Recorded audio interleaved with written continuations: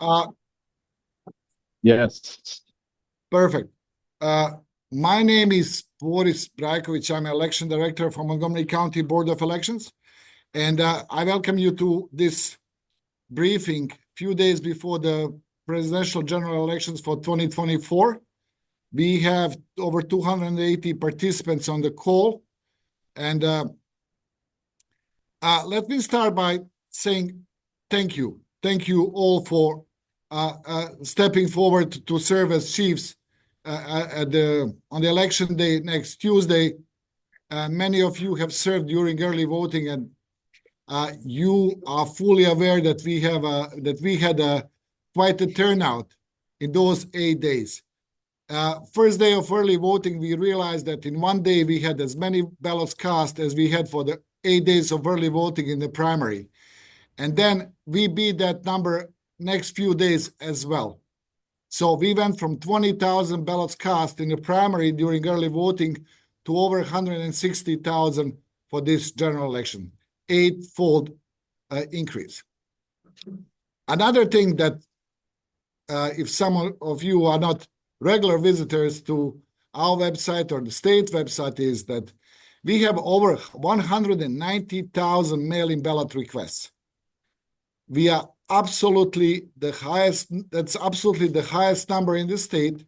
And I'm pretty sure that we have more mail-in ballots requested than some states have in total. But that is Montgomery County. That is how engaged our voters are.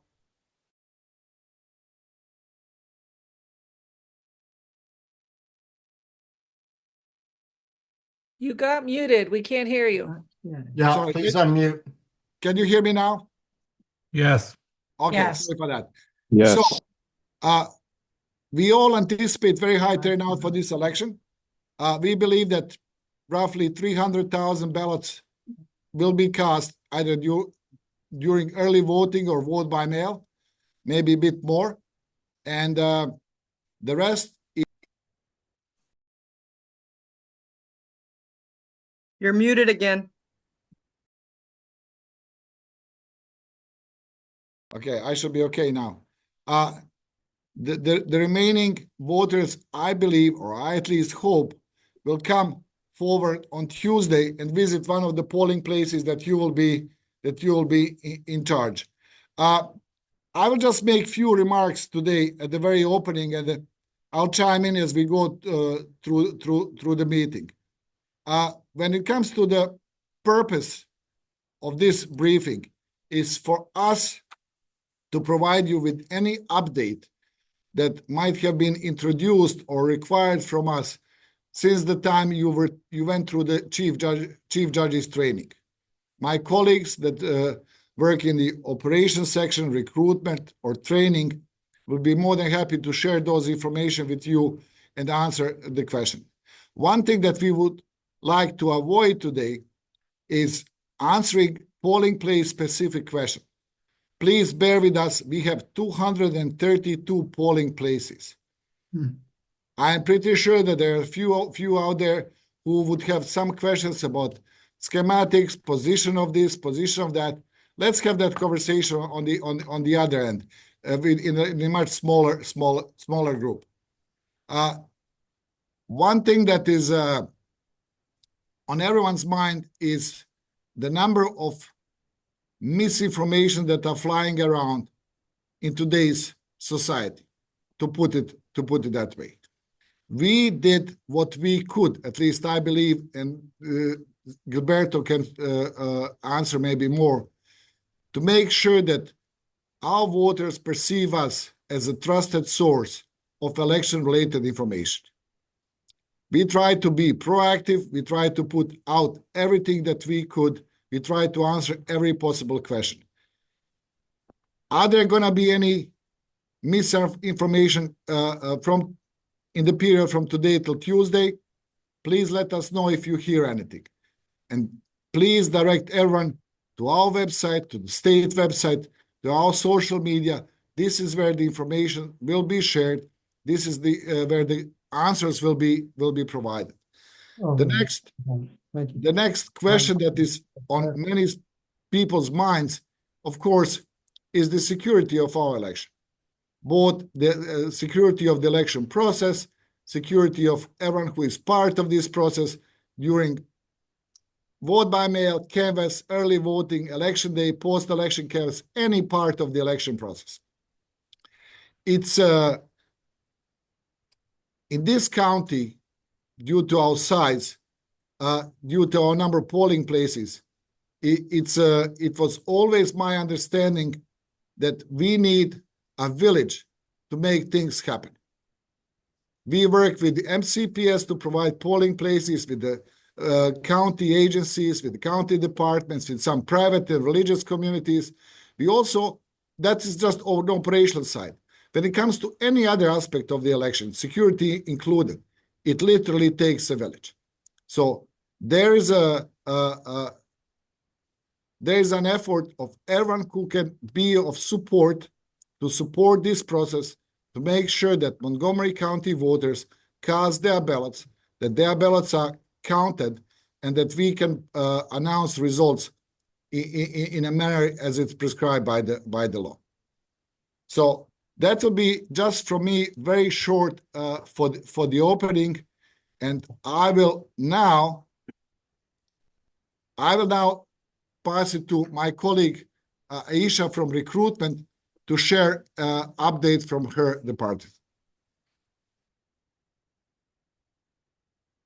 Thank you, Boris. Good afternoon, everybody. So I just wanted to go over a few things with you in terms of recruitment. Sorry, I want to share my screen with you all as well. This afternoon, I did send everyone some reminders for recruitment. Hopefully you all had a chance to look at that. I know some of you had already posed some questions to me, and hopefully you are on today so you could ask those questions now, so the group can sort of get the same answer as well. Let me see here.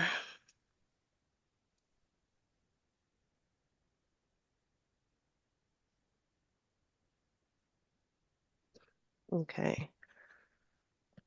Okay.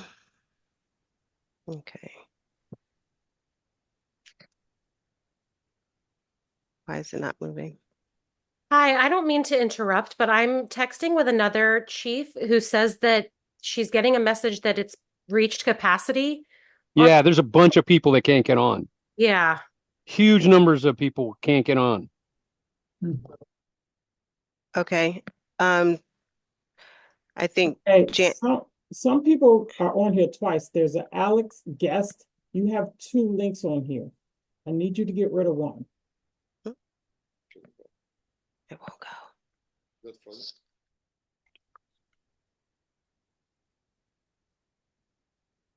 Do I need Janet to let me share it? No. Share. I know. Oh, okay. There we go. Okay, so first I just wanted all of you guys to have the recruitment information. I'm hopeful that you guys all had a chance to connect with your recruiters for Election Day, but I just have their contact information as well as mine here for you. If you were not aware of who your recruiter is, you can locate your recruiter by the district that you're in. So if you have a precinct that starts with a 13, say 1305, then Deborah Hamer would be your recruiter. If you have a precinct that is 03, starts with a 03, then Bertha Miranda will be your recruiter. Beginning on Monday night, your recruiters are going to be reachable by phone or email. If you have election judges that report late to the setup meeting or do not come at all, please give us a call so we can try to figure out if the election judges are still planning to come. If they do come late, please just have them sign in on the payroll sheet and they still will be allowed to stay and serve.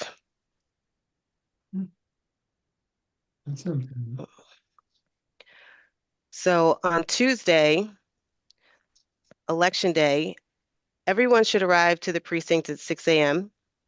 With the exception of your voting operations B and your closer.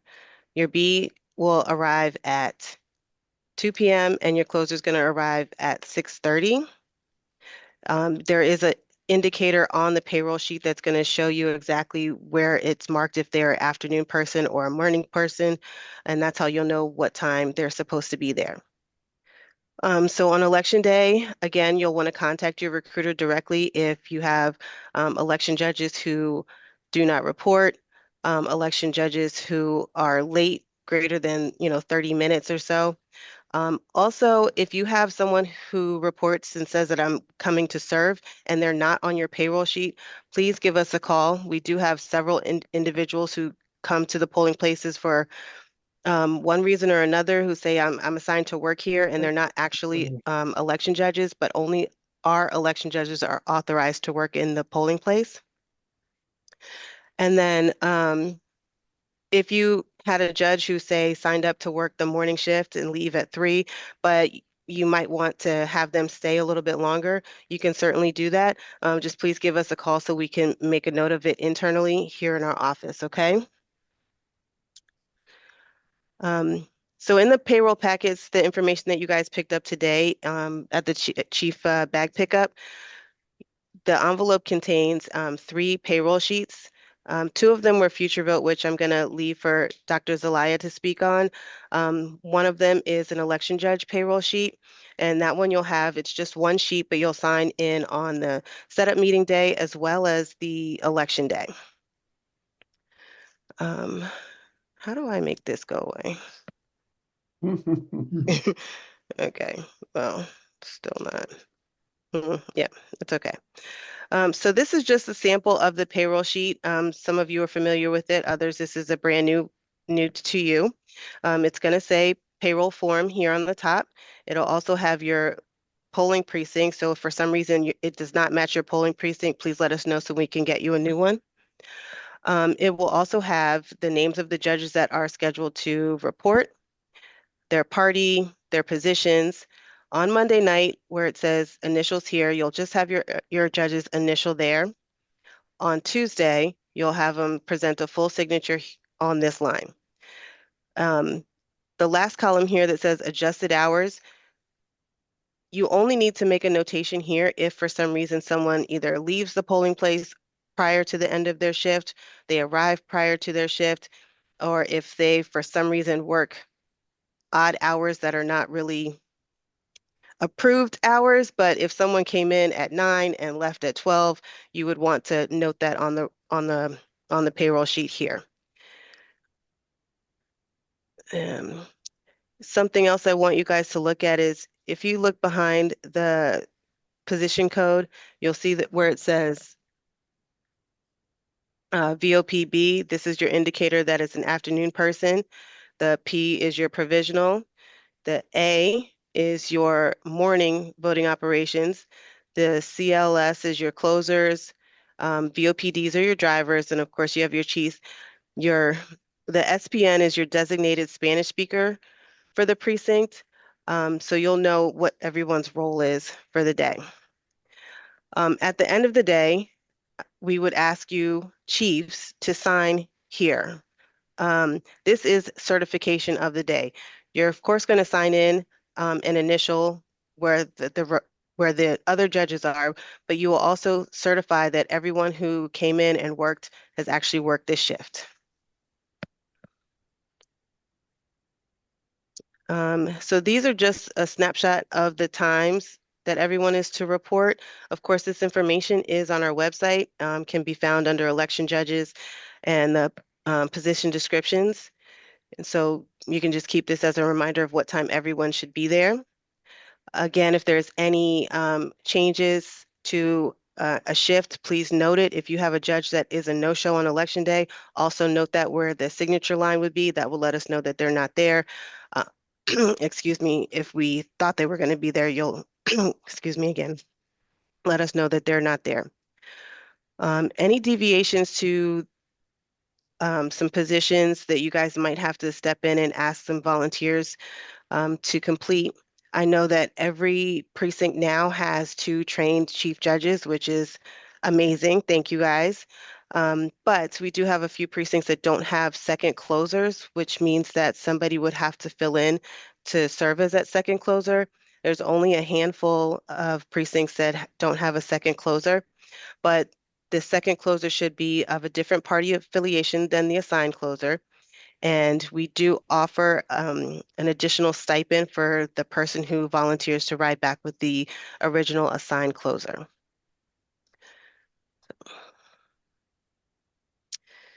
I did indicate that we were going to get election judge pins, but unfortunately they're delayed in production. So when we receive them, we will be mailing them out after the election. And that's all I have for you guys today. Thank you. Hey, what can we tell the judges that can't get on? Hold on one second, please. That's the recording. There's at least one slot open.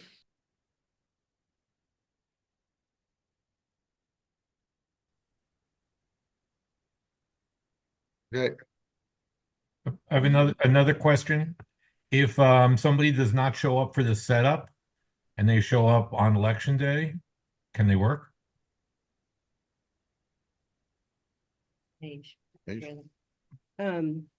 Yes. You didn't hear me. Yes. They can work. Mm-hmm. Okay. Aisha, first of all, thanks for all that you're doing. Thank you. Question, in my polling place, we only have one driver assigned. Do we need two? And do we need to ask for a volunteer if so? Not for the driver. The driver is a solo job. So we just have one driver who's going to take back the memory stick to one of our regional site locations. So you only need one. It's the closers that require two of different party affiliations. Okay, thanks. Okay, you're welcome. Back also, don't they? The driver takes the bins. This is I couldn't quite hear you, sorry. driver takes the bins as well as the black stick, correct? Yeah, they're going to take those items to one of the regional site locations. We don't have a driver assigned to us at all. We have no driver assigned. Okay. So if you could contact your recruiter and let her know, and what we can do is try to find one of the VOPs to step in and be the driver. Preferably a full day VOP. Okay, thank you. Thank you. Yes, where do we find the pin to open the tablets? I'm going to let Julia Douglas, not Julia Douglas. I will go find out. We'll find out. Just one moment, please. It's 11:05, the date of the election. And then will the tablets automatically link to the web Wi-Fi at our precinct, or will we need a special password to make that happen? I can touch them. Okay, Mindy. Hi, I'm Mindy Williams. I'm the operations manager. In regards to the Wi-Fi, if you're in an MCPS location, they will not automatically link. MCPS, you'll have to link into the MCPS guest. Any other location will have a guest Wi-Fi as well. It's usually the name of the facility guest. Can you take a little bit of that jargon out of that? Because I have no idea what you just said. Oh yeah, I forget. If it's in a school, Montgomery County Public Schools. So if your polling place is located in one of the Montgomery County Public Schools, MCPS guest will be the Wi-Fi that you'll link to. If you're in a private location, Leisure World, Clubhouse 1, Clubhouse 2, any of those locations, it's going to be the name of the facility guest. And will we need a password? No, you should not need a password for any of the locations. Thank you. They should not. Has it been verified? We have spoken with every private location. and confirmed that you do not need if you need a password, you're trying to log on to their secure Wi-Fi. You need to check with, you need to make sure you go to the one underneath, which will be the guest. All say guest. Previously, we were issued cellular routers, and we were having issues with getting those set up.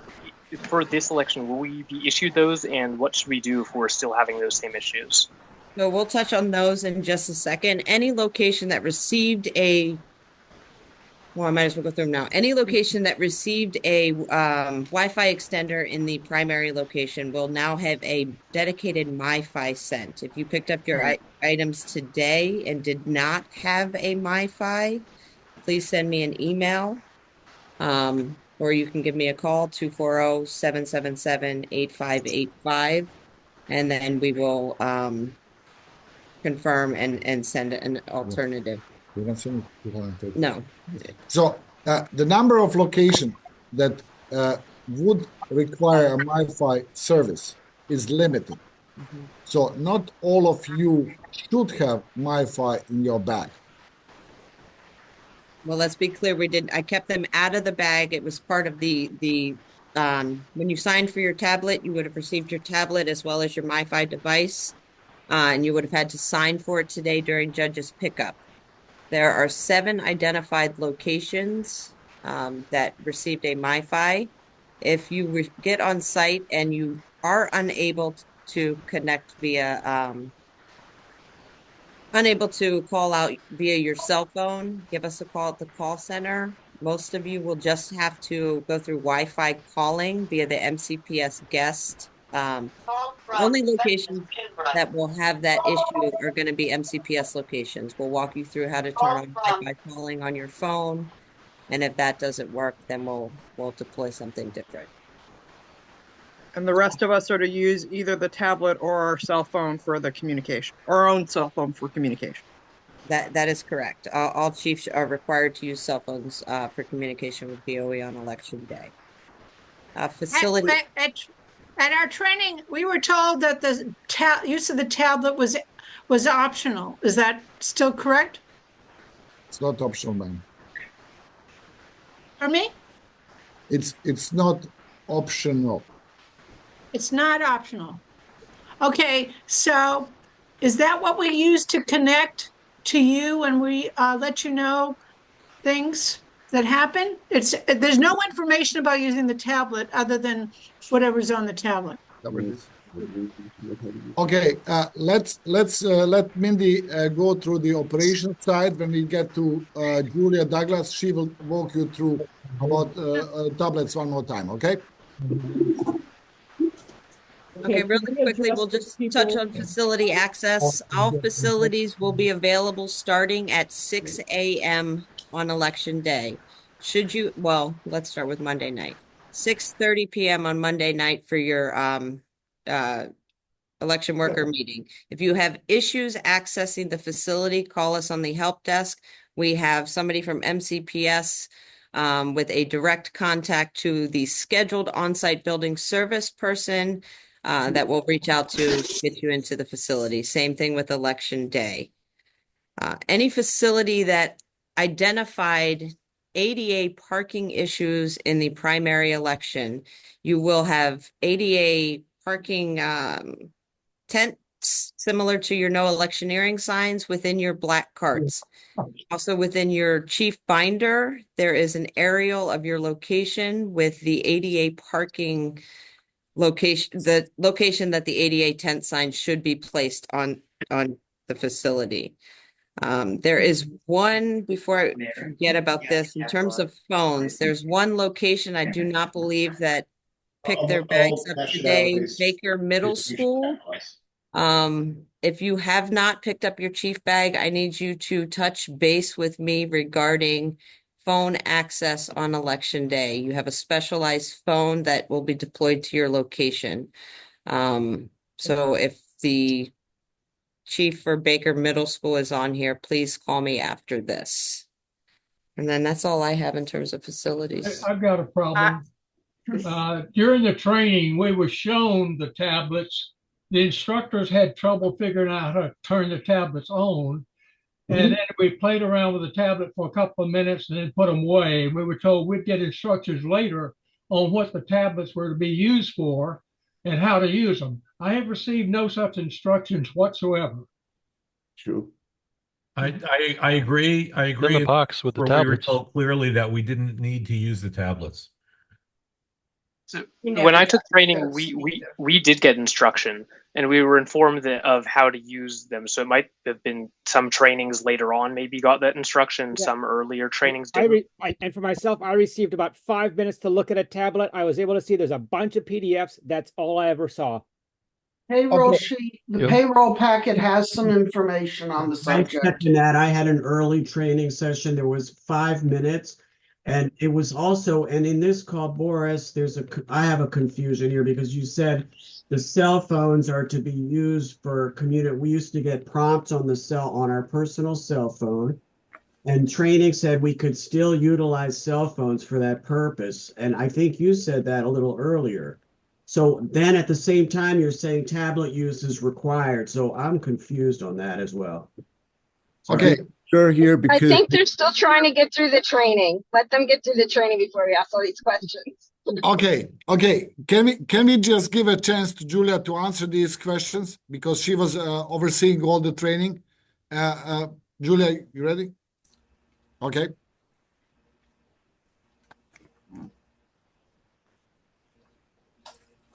Okay, can everyone hear me? Yes. Yes. I got some other things to cover, but I'll jump into the tablets. Most of you should have had some introduction to the tablets in the chief training, just so you get to touch them. Today, when you picked up your packet, that last minute packet, the one that has the payroll in it, you would have had a sheet in there that would have given you an overview of how to use it. I'm trying to share my screen to show you what that would look like, but it's going to be in that last minute packet. It tells you what the box looks like, what's contained in the box, how to sign on, how to turn it on, the contents of it, how to connect to the Wi-Fi. If you haven't looked at that packet yet, you may not have seen it, but that was contained with the supplies that you got today. Not in mine, it isn't. Not in my pack. I did not. The other thing that's going to be in that packet are QR codes that we did talk about in training. Not in mine, we didn't. No, you didn't. Mine. No. No, you didn't. Not in an early training when I was like in one of the first trainings and they didn't go into the tablet or any QR code. That's right. They did not. And you still haven't told us what to do with the tablets besides turn it on. Right. What are they So in that packet, you would have gotten QR codes that look like, hopefully you can see my screen. It's going to be 2 sheets of them. You will use either the camera on the tablet or the camera on your cell phone to access these QR codes. So when the trainers told you that the tablets were optional, what they were referring to is We need the PIN number to start the. how you access. Could you please, Julia, could you please mute everybody so we can hear you? Use your cell phone. Could somebody please mute everybody? Because the camera on either will read these. What I've shown you here is a screenshot of what, once you use the camera to scan it, this is what should pop up. And it will be a form to submit information to the BOE. There'll be 4 different ones that you'll submit. That's what the first sheet is. It'll be, did you arrive on Monday night? Have you located your equipment? And you will input your answers. There will be one on the back. So the 4, did you arrive? Are you there? Did you find your equipment? Setup means, is everything ready? Did you shut down? On Tuesday morning, are you open? Open means poll books are up and ready, scanning units are ready. It's 6:50. So you're gonna submit this before 7 o'clock. Polling places closed. Has everybody left the building? Everything shut down? Have your closers left? So when you open this form, it will prompt you to input this. You have the option of submitting it this way, or you can still call the help desk. The idea is to make sure that you can get through. we know sometimes you can't always get through the help desk. This is another way to give us the information. We'll be monitored. This feeds in, your answers go to a spreadsheet. The relevant personnel will be monitoring that spreadsheet. The idea, this is a quicker way to get that information. For those of you who've been chiefs during early voting or center managers, you may be aware this is how we do it during early voting. So we are testing it for election day to do it this way. On the back of that sheet, you're going to see, this is how you're going to submit your turnout report. You're going to scan that. It's going to prompt another form. I did a little blow up of this one. It'll be precinct specific. It'll pre-populate with your precinct. You'll input your turnout numbers from your consolidated voter counts. So you can submit it like this. You just type in the answer, you hit submit, it comes to us. There's another separate QR code that you got. This one is precinct specific. It is entitled Help Desk Web Form. When you submit this, it'll open up what's called a help desk ticket. I've shown the whole thing on the screen here. On my next screen, I do have a blow up. So I have 3 separate columns here. These are all what one ticket looks like. You'll scroll through to find your particular polling place. You'll put in who you are, the caller, what your position is, chief judge. You'll type whatever your issue is. You see there's a different categories. You'll put that category in. It says, what's the importance? Please, running out of I voted stickers is not an emergency. Okay, so be mindful when you put that in, but so it may be urgent, but that's not an emergency, but that is a category that's there. Then you'll hit submit. That'll come to us. And so we will know who to deploy. If it's an equipment issue, IT will come out. If it's a supplies, we'll send a runner. If it's something we need to get back to you with procedural information, it will prompt a call, we'll do that. As I said, with this, you can always still call the help desk. You can still call your roamer. This is just another way to submit information to us. So this is one use of the tablet. The other purpose of the tablet is in the case that all poll books go down and you get a call from BOE saying we need to go into a contingency plan, you have a copy of the precinct register. It is a PDF, and you would use that to look up the voters. If you had to do that, you see the voters on there, you use those blank voter authority cards that we told you about, capture the same information you would do on a voter on a VAC, a voter authority card. You would use that the same way. But that is only in an emergency. That is not if one poll book goes down, you've got a line, you're thinking, oh, this is a way to speed up the line. That is not the use, right? Only all poll books not working, we call you, tell you to use it, okay? That's the other thing that's on there. You can easily access it. It's a desktop icon. The other item that's on there is a digital copy of the election judge manual. It replaced that spiral bound manual that is the state-based election judge procedures. So you have a copy of that you can scroll through.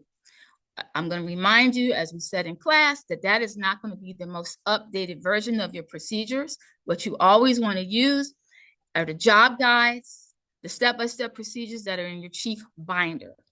Bring your instruction booklet from class. Those are also going to be more updated.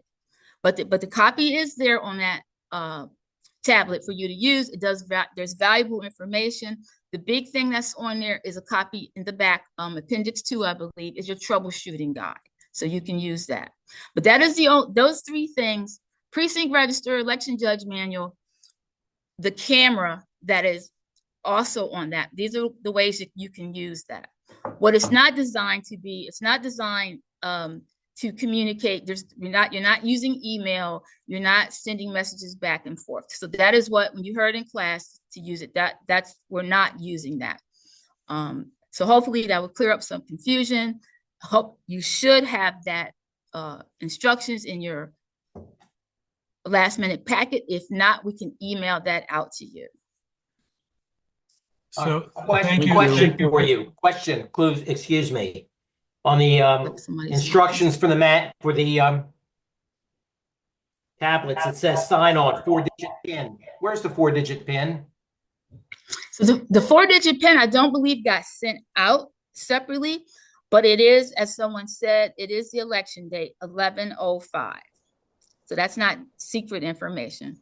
Thank you. And another question, please, just to confirm. Thank you for this. It looks like an interesting endeavor, but given that almost nobody got training on this, just to clarify, if people are not comfortable with this, they can rely on the phone. Is that correct? Absolutely. Thank you. Right. Like you said, the phone will scan those codes. But if you do need to go, and if you do need to go to the tablet, hopefully that instruction sheet, I said, it shows you how to connect to the Wi-Fi. As Mindy said, Wi-Fi should be available everywhere, and it's going to be something guest, MC guest, MP, whatever the school system is, MPCS, the school system. If you did not receive training on that, I apologize for that, but we did have them available in class. And certainly your roamers will know as well. Okay, before But that is why the QR codes are there that you can use with the camera or on your phone or the tablet. Thank you. We'll entertain questions about that later. The other thing, since I'm talking, that I'm going to point out something someone asked before was what the polling place evaluators. People are looking for something to say the League of Women Voters. Their badges, that's just who we contract with. Their badges, I have a sample of it here. It says Polling Place Support Program Contractor. So this is what they will be wearing when they come in there to sign in. There's a space on your polling room sign-in sheet that says Polling Place Evaluator. So that is something, and you're going to see that they are allowed to come in. They're allowed to look at your forms. They'll ask you a series of questions. But they'll work with you. They're not trying to disrupt the process. Do we have a reference? Thing that I want to mention is Can we move on? greeters. Some of you will have greeters. I'm not sure how many sites, but there will be a few sites that will have greeters. The main thing we want to point out is we have enthusiastic greeters who take the cell phone issue very seriously. We want to make sure the messaging to them is to tell the voters to silence and put away those cell phones. They don't have to turn them off. They don't have to verify with anyone that they've turned them off. They certainly shouldn't be chasing anyone down into the precinct to turn them off. So make sure they've been trained to do that, but you want to reiterate with them that the messaging is silence and put away. Silence and put away. Okay. The greeters are not trained election judges. They don't operate the voting equipment. They don't touch the ballots. They can answer. There's some basic questions they can answer, but mainly they're there to be outside of the polling place. One of the things I recommend that you point out to your greeter is the precinct boundary map, because there's some of the reason that some of the greeters are there. There are some sites that during early voting are used as early voting sites, and the voters can come from all over the county and vote there. The greeters are there to help the voters know that that is not the way the sites are today. It's assigned precinct. And one of the ways they can help the voters with that is if they can direct them to that map that shows the boundary line, so that voters live within that boundary. That's where they vote, and it tells them if they don't live there, what their options are. They can text the number to find out where their boundary, where their actual precinct is, or they can come inside and vote provisionally. But that's the option we want down low, right? But I would make sure that the greeters know that. The other thing is, in the case of if there is some problem with your accessible door, the ADA compliant door, you can't prop anything open. So you want to make sure your greeter is stationed somewhere if there's some issue with your entrance, so that they can open it to help the voters come in, but you don't want to prop that. If there's any other site-specific thing that voters need to be aware of, you want to make sure you share that with your greeter. One other thing, there's voters who may come in who have their mail-in ballot. If they do come in, they must have that ballot in an envelope. It should be the official envelope. I know we want to help all of our voters, but don't just give them a blank envelope. That's not going to be adequate for it to count. So don't let them put what someone referred to me as a naked ballot into the yellow bag, nor an envelope, a blank envelope. The other thing please do not do is to go into the extended hours packet or the contingency plan packet and to use one of those envelopes. Do not open those packets for any reason. We did have that happen during early voting, so we ask that you do not do that. If there's any question about that mail-in ballot, please have the voter call the Board of Elections so that we can make sure their ballot does. Yeah, just quick question. You can also, if the voter comes in with that cancellation, with that mail-in ballot, we have those forms, the cancellation of the permanent mail-in ballot request. Please have them sign that so they can be removed from that list. Yeah, quick question. Can you hear me? I think that is the main points I wanted to cover. Okay, can I just say a few things? I just need to. That's I just need to jump in two small remarks. You're echoing. You're echoing. Okay, Julia, I'm good. Yeah. Okay. Some voters who requested mail-in ballot might show up at your polling place with a mail-in ballot in official mail-in ballot envelope. Those who requested web delivery might bring their ballots in any envelope that they find in their household, which is just fine. We will accept them as the voters bring them. What Julia is just emphasizing is if they show up without the envelope, we cannot accept those ballots. So we do mail-in ballots come in different envelopes depending on the request. Even some voters who requested mail-in ballot that is supposed to be returned in the official mail-in ballot envelope, it doesn't happen that way because they lost it, dog ate it, they still coffee, well, for whatever reason could be there.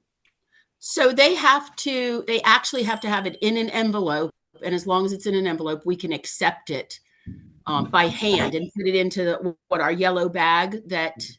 Yeah. Right. If I may ask for your attention. So if it's just a ballot, we cannot assign that ballot to an individual. We don't know who returned the ballot. That ballot doesn't get counted. Right.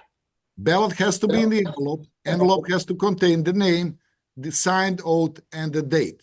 Of the person. Without the envelope and those pieces of information, it's just a ballot that we don't know to whom to assign and therefore cannot be counted.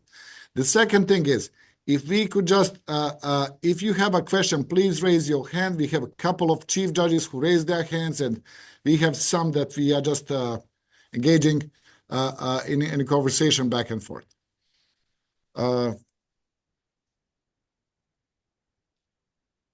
Gilberto, maybe before we move to Gilberto, I just need to reemphasize a few things, notes that I was making for myself going through early voting sites and things that will most likely come your way on election day. Julia is absolutely correct.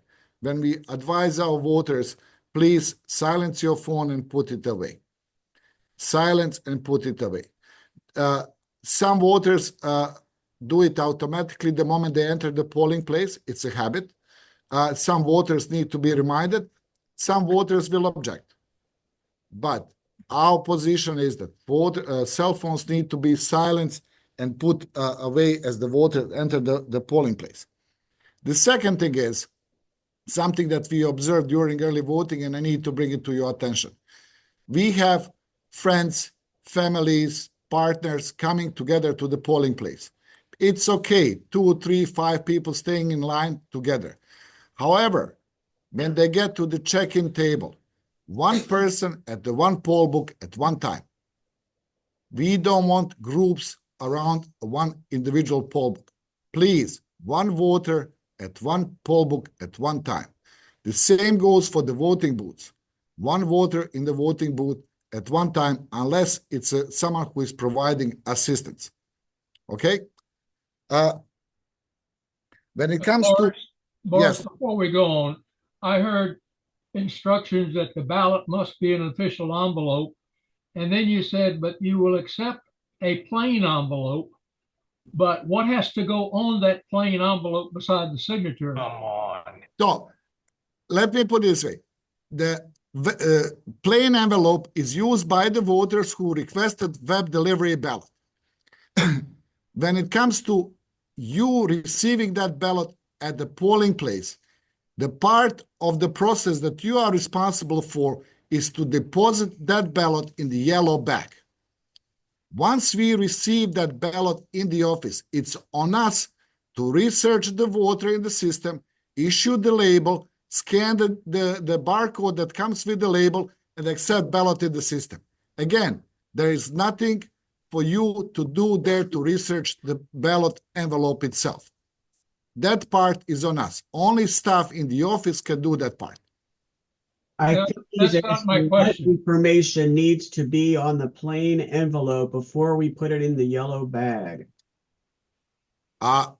Again, voter comes in with an envelope. It says, this is my mail-in ballot. Yep. You just accept it. You don't need to look for anything on the envelope itself. Okay, so it can be a blank white envelope with no. Absolutely. Okay. Because some voters will forget to put their information on the envelope itself.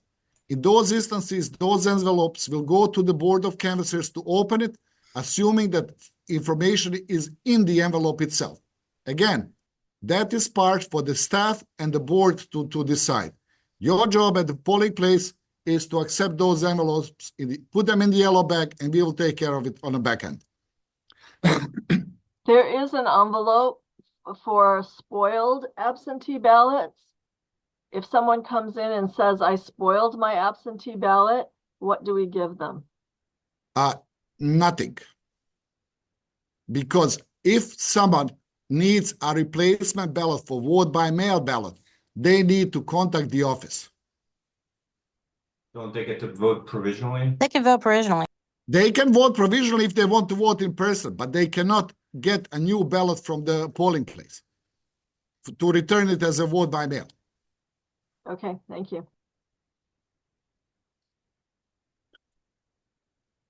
Okay, for some of you who will be chiefs at the consolidated polling places, please talk to your judges at the ballot table. Take the VAC, look at the ballot style, issue the right ballot style. We have instances where that same polling, the consolidated polling places,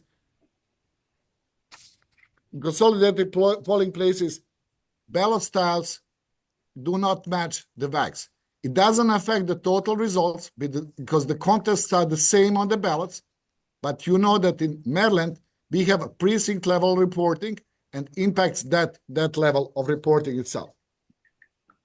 If your judges need to spoil a ballot, please instruct them to spoil it immediately. We do not want any ballots that are set aside to be spoiled to be left on the edge of the table in the box. I'll get back to it later or something like that. Please spoil it immediately. We don't want those ballots inadvertently to go back into the process.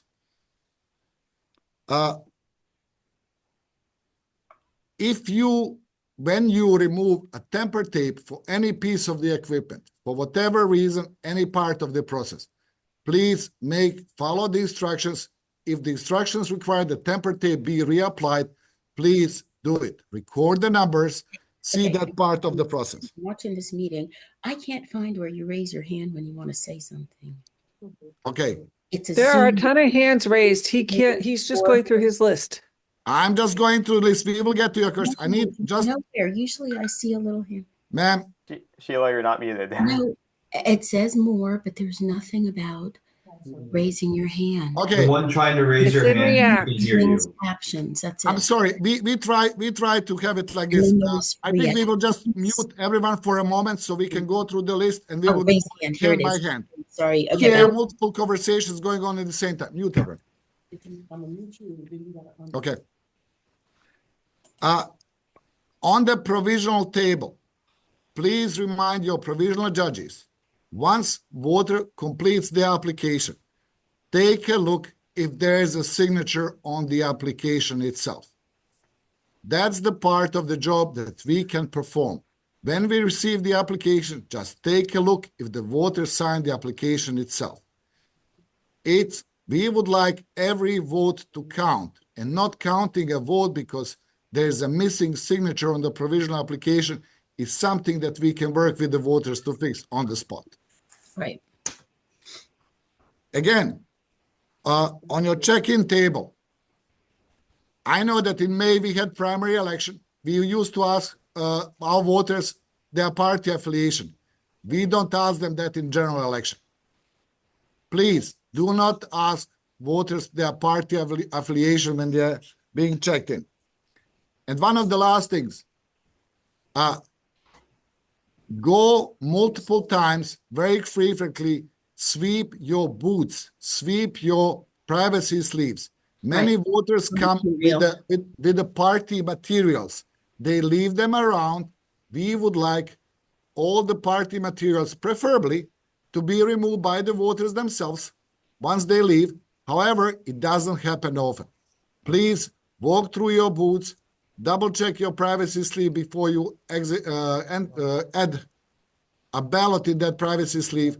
We would like all the party materials to be removed from the polling place as we go around. And 11 a.m., 4 p.m. turnout results. Please report the turnout results. You have multiple options to do it.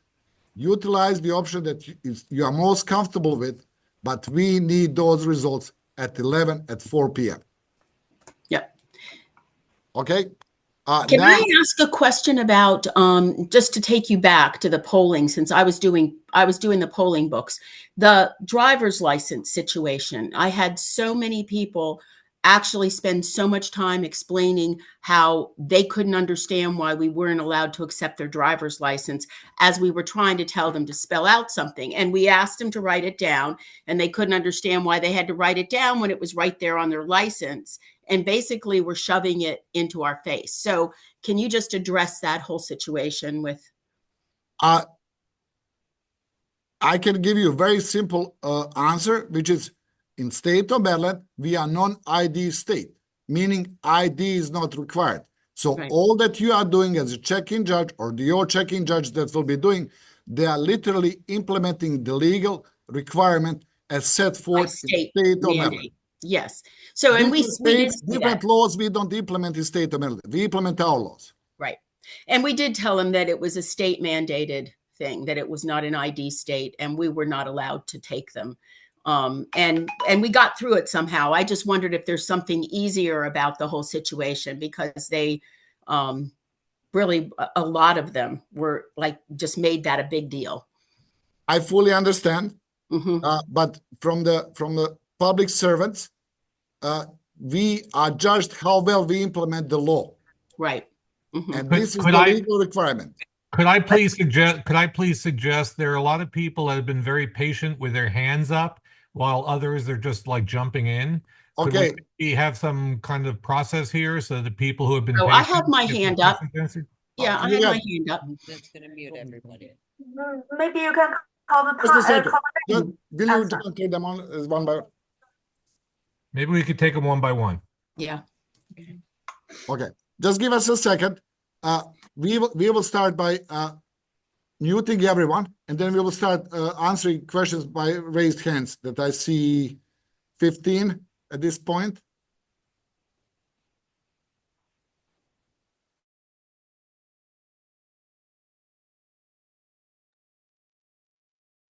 Okay. So I have in my corner someone who is signed as Ronald Jack 47. Boris, let me call them because I can see that. Okay, okay, Jared, go ahead, go ahead. Leanne has been up there forever. Okay, go ahead. So Leanne, I'm going to send you a message to unmute. So you need to unmute to ask your question.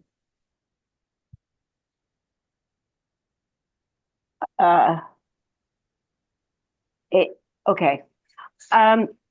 Two questions, both short. One is if we put in a help desk help form on the tablet, is there a mechanism by which we know that it has been received? Is there a mechanism by which, we find out, for example, if we're requesting that something happen, either a repair or getting something delivered or something?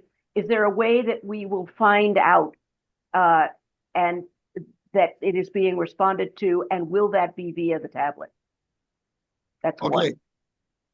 If we receive a request, once we figure out the time frame and what we need to prepare in time frame for the delivery, or if there is a need, we will communicate with you.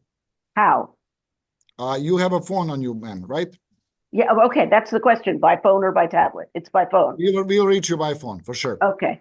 And the second question is, Boris, you made reference to spoiling both ballots, or spoiling ballots and receiving mail-in ballots when somebody comes into the polling places.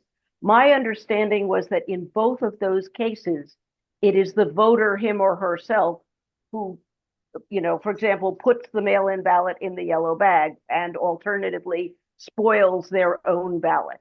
So I just want to make sure that you're not saying that the judge is doing that in both cases. I'm referring to the primary election where some judges did not ask voters to spoil their ballot, left the spoiled ballots that were meant to be spoiled at the table, and inadvertently handed out those ballots before they were caught. So, but the point is that it's the voter that spoils the ballot, and it's the voter that puts the ballot in the yellow bag, correct? Voter puts it in the yellow bag. It's a judge's responsibility to make sure that ballot is spoiled by the voter. If it doesn't happen, if the voter leaves, it's a judge's responsibility to spoil the ballot. The ballot cannot stay there just because the voter left the building, for whatever reason. If the ballots need to be spoiled, let the voter do it. If voter leaves for whatever reason, it's on you to spoil that ballot. Thank you. Those are my questions.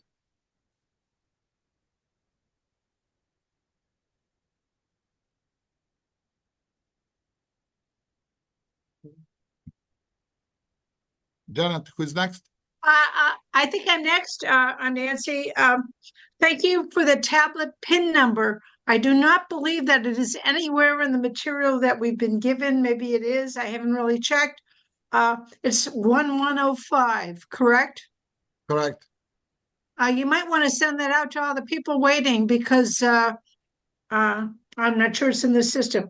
I have a stupid question. At the end of the day, do you want all those stupid directional sheets we put up returned to you, or can we throw them up?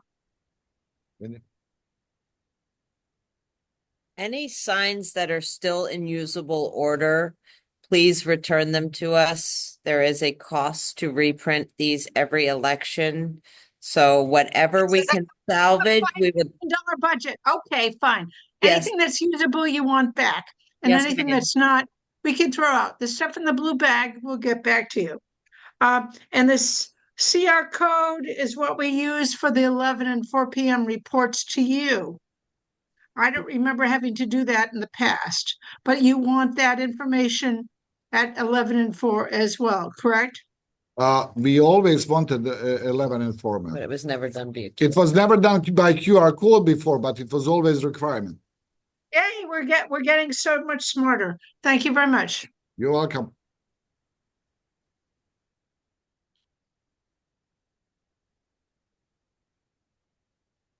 Okay. Hello, everyone. I'm Sharon Hart. So I have 3 questions. The first one, just make sure. So we use our own Wi-Fi, not the school's Wi-Fi, right? I'm sorry, I didn't hear you well, ma'am. Can you repeat again? Yeah, first question is we use our own Wi-Fi, not school Wi-Fi, right? No. If your polling place is in a school, you will use a school Wi-Fi that is free. It will be called MCPS guest. If your polling place is some other facility, you will find a Wi-Fi that has the name of the facility and the word guest next to it. Okay, clear. Second one is I read some news like another voting place, some voter with a hat like Kennedy, for example, like Trump's hat. So election worker let them take off the hat, so they have something fighting. So we don't do that, right? In state of Maryland, voter can come in wearing different outfits with different insignia as long as they come in, check in, get the ballot, vote their ballot, scan the ballot, and leave the polling place. We do not police the outfit of our voters. Okay. So the third question is, we use the school's chair and the table, right? Depends on your location, but let's say yes, if it's school. Yeah, we use school. So we need to contact with the school, like chief judge or the board do it. Mindy? There are a number of school locations that have identified that we will deliver tables to, several locations that will also receive chairs. We've worked very closely with MCPS regarding the number of tables that they have available on site and are deploying additional folding tables for your use on election day.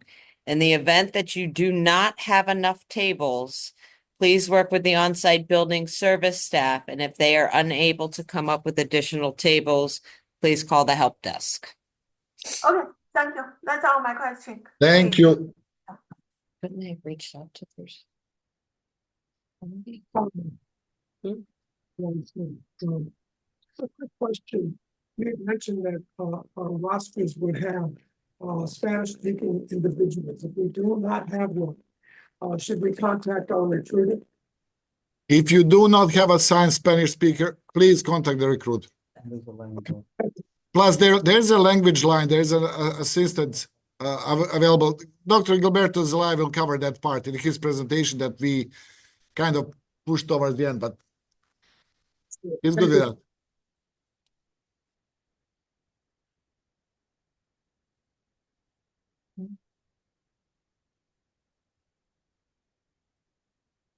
Thank you for doing what you do. I'm Jean.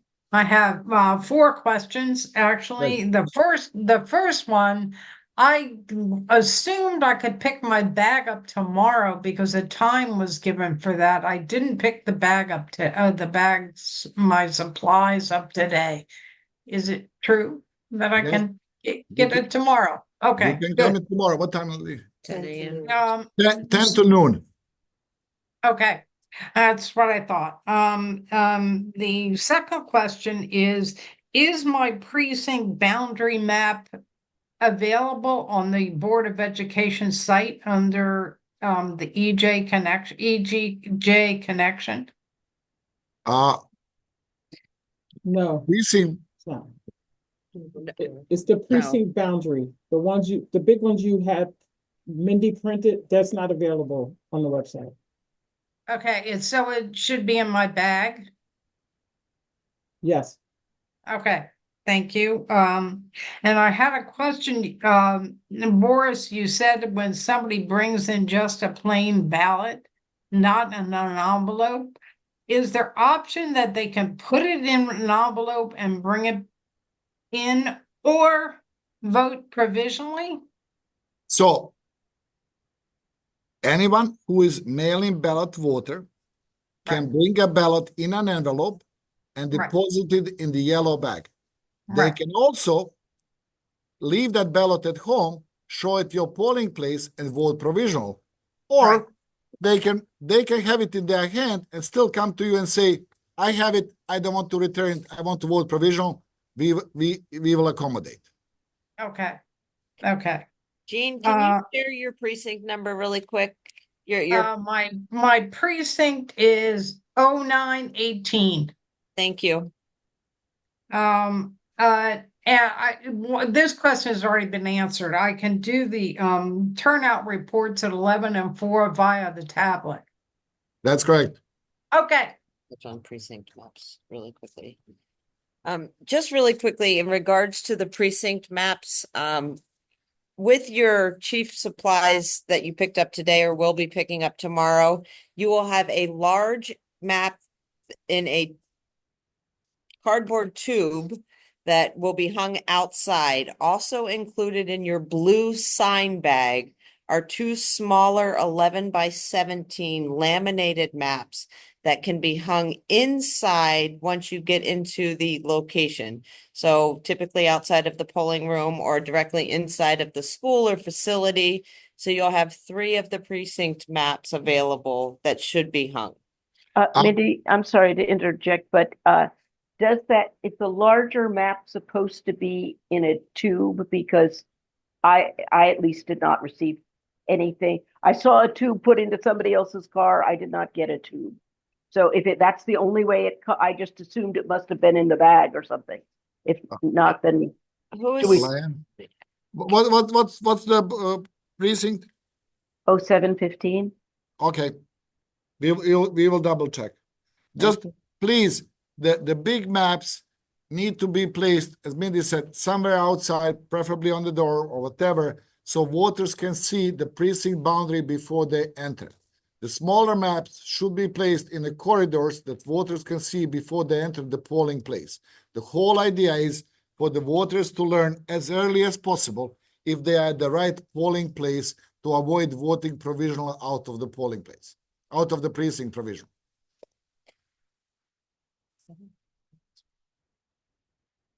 I have two quick yes/no questions here. Are voters allowed to use their phones to take a picture of their own completed ballot? Not at this point. Second question, are independent citizen media allowed in the polling place like all other so-called corporate media? Gilberto will cover that in his part. Very good question. Gilberto will cover that in part. Thank you. It's a podcaster, so that. Hi, I have a quick question about security. So when we have roamers or people from the Board of Elections, IT come in, will we have some sort of way to verify that they are actually from the Board of Elections or roamer or such like that? They'll wear a badge. Got it, okay. And if the board members come, you will see also badge which will identify their name and position on the board. Do we have a reference for what those badges should look like, or will we just assume that what they show us is correct? We can communicate something with all of you, but they will be identified with the name and the position that they are. If you have any doubts, please call. Thank you.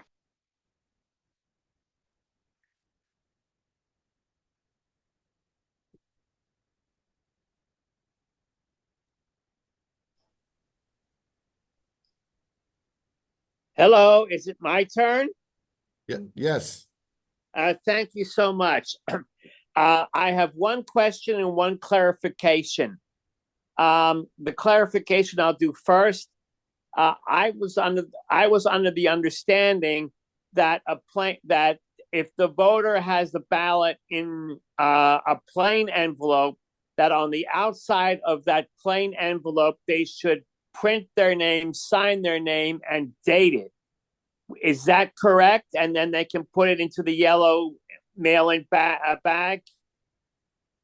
Sir, it is up to the staff in the BOE building to research and label every returned mail-in ballot envelope. It is neither duty nor responsibility of the chief judges or any judges at the polling place to verify the completeness of the mail-in ballot returned envelope. So if the voter shows up with the envelope in the hand and voter says, this is my mail-in ballot, please provide them with the opportunity to put it in the yellow bag. You don't need to inspect the envelope itself. Okay, and here is my question. At my early voting site, we had tamper tape on our doors leading into the polling place.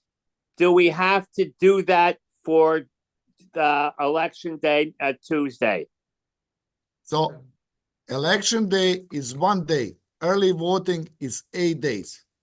There's a different protocols for different parts of the voting process and different facilities. So if it's nothing like that mentioned in your instructions, you don't need to, you are not required to do it. Okay, so I'm taking it to be that we do not have to put tamper tape on our doors. Thank you. You're welcome.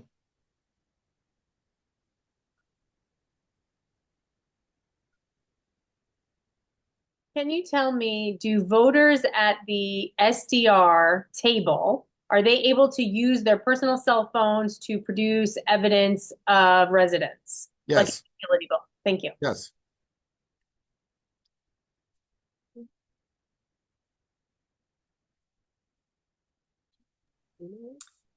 Hi, very simple question. Is there any need for us to charge our tablets in advance of Tuesday?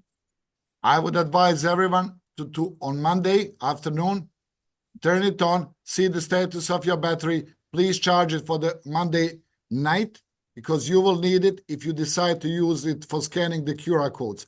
I would certainly advise everyone to make sure the tablets are fully charged for Tuesday. And please make sure that you have chargers with you on election day. Keep the tablets plugged in the course of the day. Do not run out of battery just because we didn't plug them in. Thank you. You're welcome. Hi, this is Teresa. I think my questions has been answered. So I'll pass. Thank you. Thank you.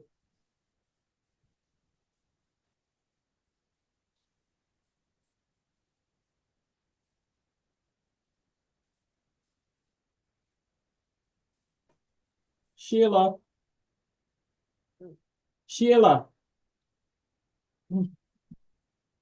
You are muted, Sheila. Sheila, you're muted. Okay, I did already ask my question before you started calling everybody individually. Thank you. I had my hand up the whole time. Okay.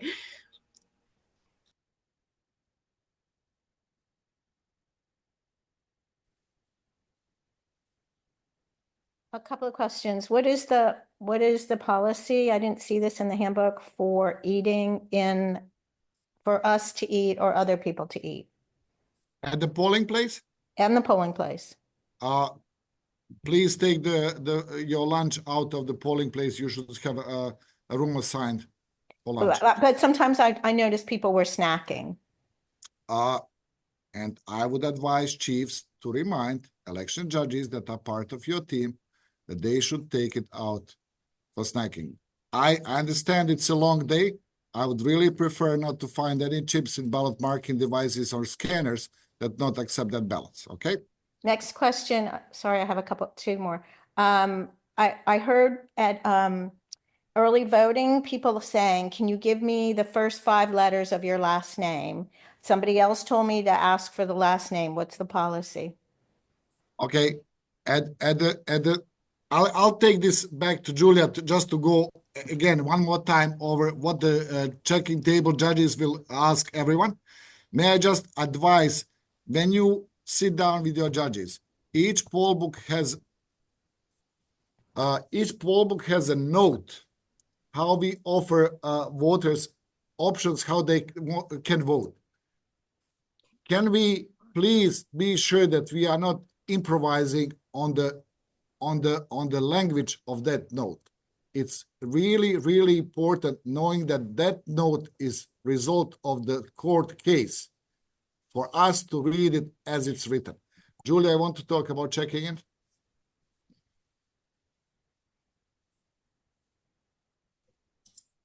So at check-in, as a As a reminder, we are to ask the voter for their name, their month and day of birth, and their address. We want them to state their whole name. It is acceptable for you to say, can you give me your last name first? And then you can even ask them to spell it. But what we don't want you to do is say, give me the last four, first four letters of your last name, the first three letters of your first name. I know that's how we look it up, but that's very awkward. So you want them to state their whole name, their month and day of birth, and their address. And I will reiterate, have them stated. What I did see during early voting, people say, is your address 123 Willow Street? We don't want to do it that way. They need to state it to us. Thank you.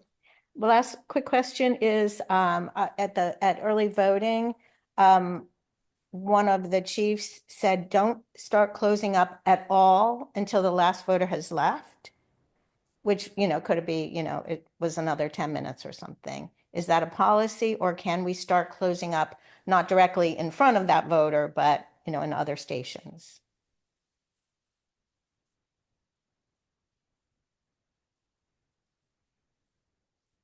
I think if we spend 14 hours at the polling place, we can spend another 10 minutes before we start closing until last voter leaves. I know everyone will be anxious to leave, but I believe that every voter should be treated equally. We keep the polling place as it was through the rest of the day when everyone else voted. Okay? Thank you. Done.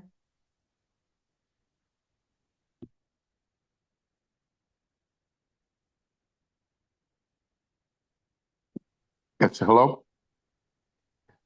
Yes, Joe. This is Joe White. As happened during early voting, we may encounter some people who say they're part of organizations and are supposed to be monitoring the election. Regardless of the word and what they say, they really are like anyone else and will be outside the no politicking zone. They're not poll watchers. They're not other pieces like that. The two I encountered very quickly understood and knew they could be out where free speech is set up. But they'll use that word monitor and talk about all the great things they're trying to do. That doesn't bring them inside. Just wanted everyone else to know that. Just to reinforce the message that Joe rightly brought up, there will be watchers and observers. There is a protocol. There are certificates.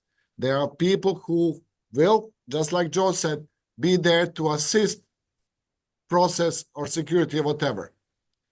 Anything outside of non-electioneering zone is the free speech zone. Anything in the area from boundary of non-electioneering zone to the polling room, I like to refer it as a vacuum area. I'm sorry, this is the area where voters walk,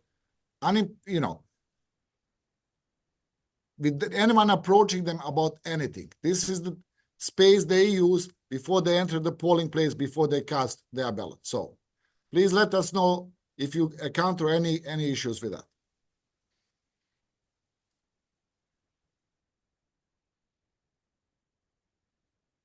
Hi. Am I on? I can't hear me, so I don't know if I'm being heard. You. Okay. Hopefully this is real quick. During the primaries, my cell phone was worthless inside the polling place. I had to walk out into the hallway and actually go down towards the door, which wasn't always the best circumstance. Is that based on it? Do they have any devices in the schools that are blocking them, or I'll just have to be ready for that? What's the polling place, sir? It is 0610 Great Seneca Creek Elementary. Okay, so believe it or not, we went twice to each polling place to test the signal. All those polling places where we had spotty or unreliable signal, MiFi will be deployed, so MiFi calling will work. If you encounter problems like that, please do not wait for Tuesday. If I may ask you again to step out on Monday night and give us a call and report the issue for the polling place. So we can work on the solution for Tuesday morning. So if there's an issue, let's try to address it on Monday night, or at least put it on our list so we can address it before you open on Tuesday morning. I will definitely check it on Monday night. So. Thank you. Thank you. Check. Should have on my side. You think it's a sign? Hi, this is Mary. A couple of quick questions and clarifications. One is, I realize this is a state process with the mail-in ballots that we don't have to check theirs, but I think it is imperative for chiefs to understand that some people get email ballots and they are instructed on how to make their envelope. So for me as a chief judge, while I don't give them directions, if they do have a blank envelope, I do ask them that they follow the directions to include that information on it. And I allow them to step out of the room to search on the internet how to fill out their ballot envelope, because the folks come in with the mail-in ballot and stick it in an empty envelope and in there. And again, I realize it's a state process, but that's, I think that's just important to understand that not everybody gets an envelope. They have to create their own envelopes. They can create, I can be very honest with you. We get a web delivery, so-called ballots that they print at home. Some of them come in the envelopes that are 15 by 20 inch envelopes, like big size. Some are packed in the size like origami. Our voters are very resourceful. Let's put it this way. They all get instructions, what they need to do and what they need to write on the envelope. Again, if the voter decides not to put his or her information on the envelope for whatever reason, but to include them in the envelope itself, there is a process here for the board to open that envelope and remove information that we need. If the voter decides to return an empty envelope, it is someone's right to vote or not in state of Maryland. So if someone wants to receive a credit for participating without having their vote counted, it's their choice. We don't question. Oh, I understand that. I just think for chief judges, for our background information, for chief judges to know that information to be counted, we don't have to check it for them, but when a voter comes in and asks, we can say, it's not our job to know, but there are instructions. You can step outside and check those instructions if you want to make sure your ballot's filled out correctly. The second I have is on ID. So I just want to clarify that it is not, unless I'm wrong about this, that it is not illegal for us to touch an ID. I'll give an example. I get regular voters in that vote independently, but they do have disabilities. So while they can state their name, and I can't hear them well, but they can state their name, they cannot write it on a piece of paper, and they do not have someone assisting them. So I have accepted their identifications and touched their identifications if I have trouble looking up their thing. So I just want to clarify that it is not illegal to touch their IDs. You are referring to the very limited number of situations that I believe many of you encountered, where some of our voters are unable to speak, unable to write for whatever reason. Our job is to accommodate the voting process. If your only option is to capturing someone's name from the ID, we have to accommodate. However, again, we are talking about limited number of situations that happen. Understood. And then just a message for everyone. If ever in doubt, please call. There is no need for guessing, testing theories, or improvising. Just call us, okay? Mm-hmm. No, I think it is. It's more that as we know, some voters challenge you on it, and some of our voting judges, they don't like the reaction of the judge saying, no, I can't touch that. I can't have that. It's more that the reaction should be, we need you to state your name. If I can't understand you, I need you to use the screen piece of paper. If all else fails, then that's an option. The last thing is I do want to clarify, what do you recommend we say to the voters who are argumentative that they want a copy of their oath when they're doing same-day registration and we can't give it to them? What's the party line in terms of what's the best thing to say to them about why we cannot provide a copy? The election process doesn't provide a copy of the oath or the receipt that someone voted. Any voter who believes that wants to learn more about their provisional, for example, ballot, can call the office and the instructions will be provided to them as the first page of the provisional application itself. In the Thank you. other case scenario, I think they are blue color, the cards, just hand them the cards. We will handle the calls on our end here. Wonderful. Thank the you. process moving. Thank you. Thanks. That's all. Thanks.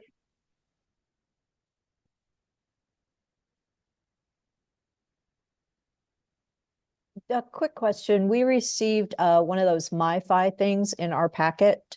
Should we use that instead of the MCPS guest? Which location are you? 0102, 102 is Goshen Elementary. Elementary School. You can try turning Wi-Fi calling on and not utilizing the MiFi. However, I felt that it was somewhat spotty, so my recommendation would be to turn the MiFi on and connect to that just to be safe. Okay, thank you. Uh-huh.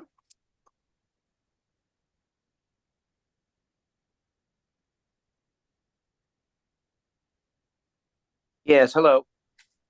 Hi. I think it's a simple question. I'm confused. What is MiFi or versus Wi-Fi?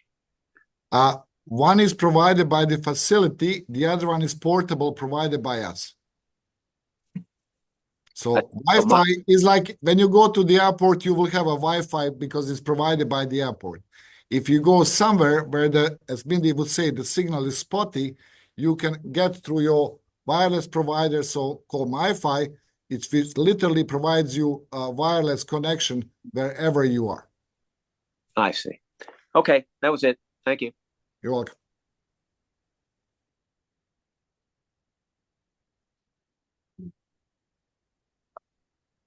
Hello, everybody. Jim Baker. Can you hear me? We can hear. Okay, great. Put my camera on, but I'm sitting in the hot tub with a cocktail watching the game. So thanks all for doing this and answering all the questions. A couple just quick ones. Can observers, challengers, or anybody else not on our roster be allowed to stay in the polling facility after the polls close and we've shut the door to say, like, observe our closing process? They can. They can. So, okay. All right. They can or they can't? They can. He thought you said they can't. They can. They can't. No, I heard you. That's They good. are Okay. allowed. Very good. And then, so we've got our facility is rather small. We're in a library with a very, very small break room. Are the judges allowed to step outside? There's some park benches around the library to have lunch or breaks or whatever. Are they asked to stay inside the library? I would advise you to stagger lunch breaks for your team. And stay inside the library. Okay. Which library you are referring to, sir? Chevy Chase. Okay. And then last question. So say, we've got all these early voting people. I heard that, I think it was you that said 100-something thousand people voted, and you have another 100,000 people at mail-in vote. Things have been moving so rapidly. Say somebody's got an epiphany. They heard something from some candidate and said, you know what, I don't like this guy I voted for. Can they come in and place a second mea culpa vote? I want to vote again because I didn't like my first vote. Nope. Let them vote provisional, sir. They can vote provisional. They can do that. Okay. All right. They can. They are allowed to vote a provisional. Okay. Got it. Thank you. Won't count. But remember, provisionals are counted only after the election day, once the staff at the BOE confirms that voter has not already cast a ballot.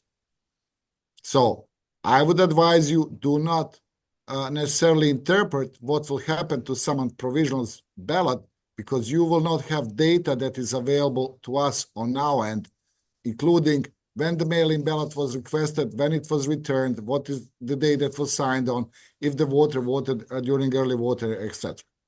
The law requires first legally sufficient ballots to count. But please do not engage in explanation of this. Just divert all the voters to the BOE. We will take care of those questions. But they vote provisional. If they come and want to vote again, let it be. Let them vote provisional. I have a few questions. Alterations to the precinct layout, do those need to be approved? It says recommended layout, and both chiefs have decided that that looks very like a traffic jam waiting to happen. Which polling place you're referring to, ma'am? Stephen Knowles. Okay, we'll make a note. We might reach out to you. Okay, should I draw something up as to the recommendation and send it in? Please, if you can. Okay. And the challengers and watchers are to stand in the location behind the poll books according to ours. They're not allowed to roam around the room. Is that true? Yes. So they cannot roam around the room. They stand behind the poll books. That's where they challenge the voter when they come in. Okay. They challenge them at the check-in. So you will have observers. Okay, go ahead. Okay. So the observers who are officials for the Board of Elections, they go all around. I get that. And media can go wherever they want? Media, Gilberto will cover media separately because it's a big issue. Okay.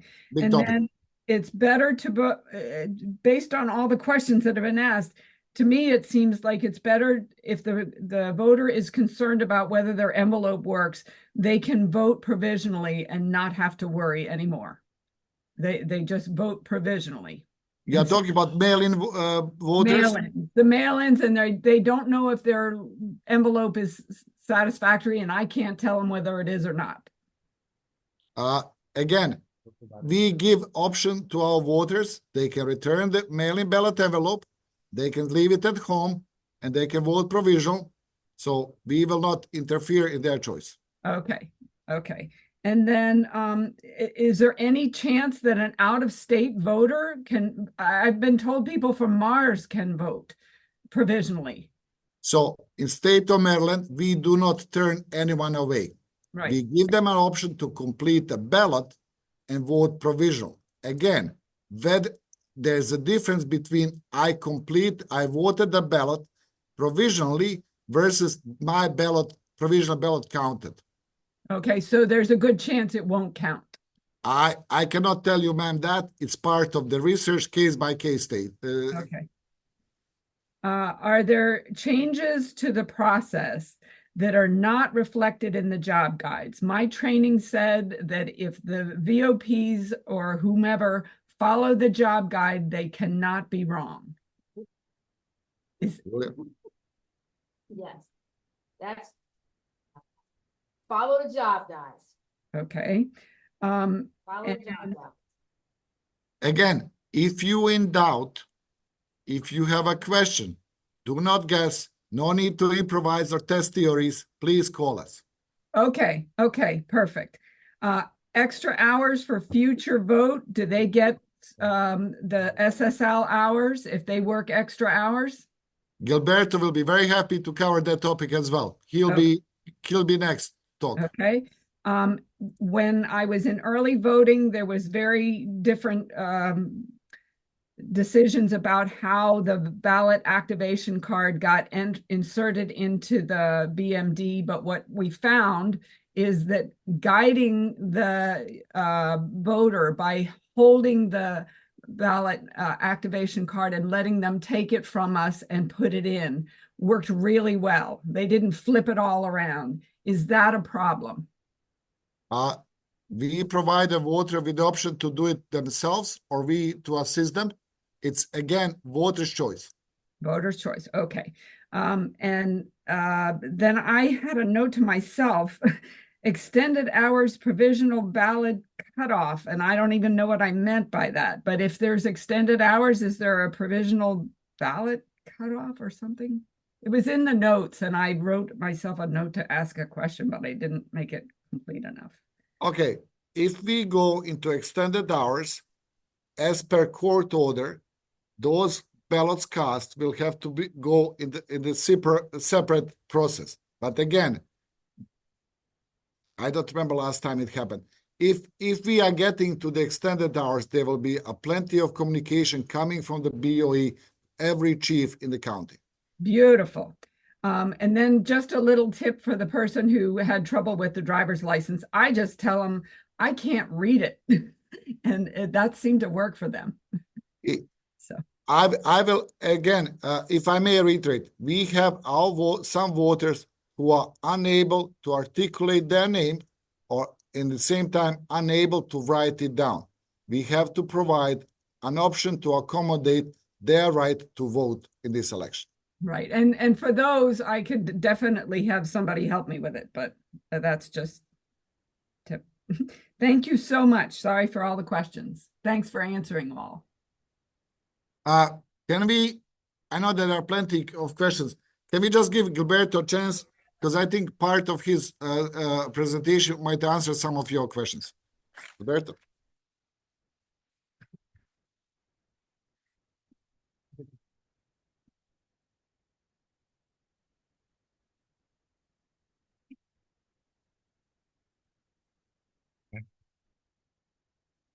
Good evening, everyone. So we're going to touch upon three different aspects of this briefing: future vote, media, and language line log. Okay, so let me go to my notes. So first thing, future vote. Future vote is a program which I conceptualized and started in 2004. So for over 2 decades, 10 elections, we've implemented future vote, except for the 2020 presidential COVID elections, because with COVID, we did not want to bring students into the polling place, especially with those with extended families in their household. Having said that, we are in the rebuilding stage once again. So, high level, the guardians during the registration process will pick the corresponding training date, precinct location in which they would like for their child to serve, and the shift. Once they attend training, their names will miraculously appear on the roster.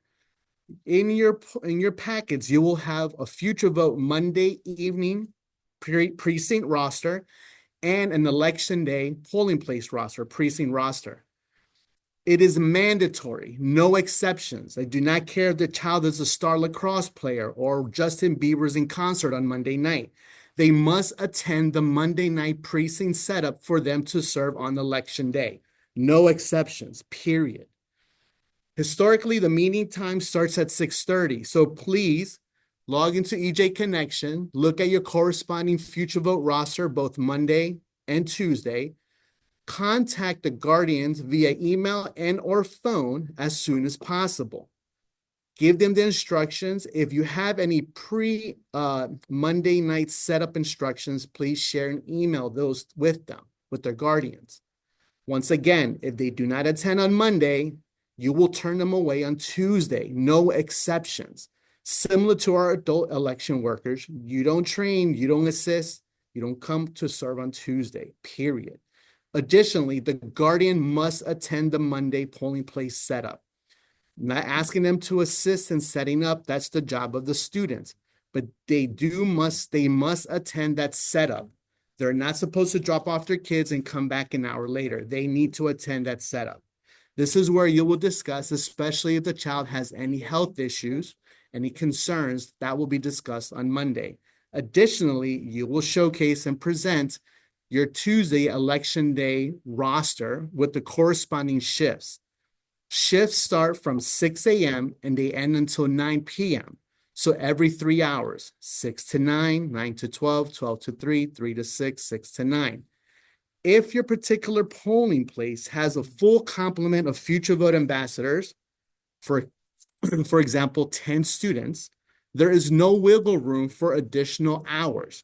2 students per shift per any particular shift period, 3 hours. Now, if you happen to be in a polling place with fewer students, let's say 4, 5, 6, as chief, you have the authority to negotiate the times in which the parents selected. Remember, the guardian selected the location and the guardian selected the shift. So if you, for whatever reason, have, let's say, 4 students, you could ask the guardians on Monday, can your child come in the morning, let's say for 4 hours, and then another set of students in the evening? You know your polling place better than anyone. okay? But minimum 3 hours, which is the original shift allotted in which the guardian selected. However, a student cannot serve more than 8 hours. We're not running a sweatshop. We had 2 polling places last in the primaries where a student was there all day, a middle school student. I do not know why the guardian allowed this, but they are not vetted to serve more than 8 hours in any given day according to the school system guidelines, according to the state. So please, if there's wiggle room for your polling place to provide students additional service hours on election day, make a note on the corresponding roster, and I will award them the corresponding a number of SSL. For Tuesday, the guardian must drop off and pick up their child. Even if the child happens to be 6'6" and benches 300 pounds, they still need to be dropped off and picked up, period. Okay? Even if the polling place is across the street, the guardian must drop them off and pick them up. No exceptions.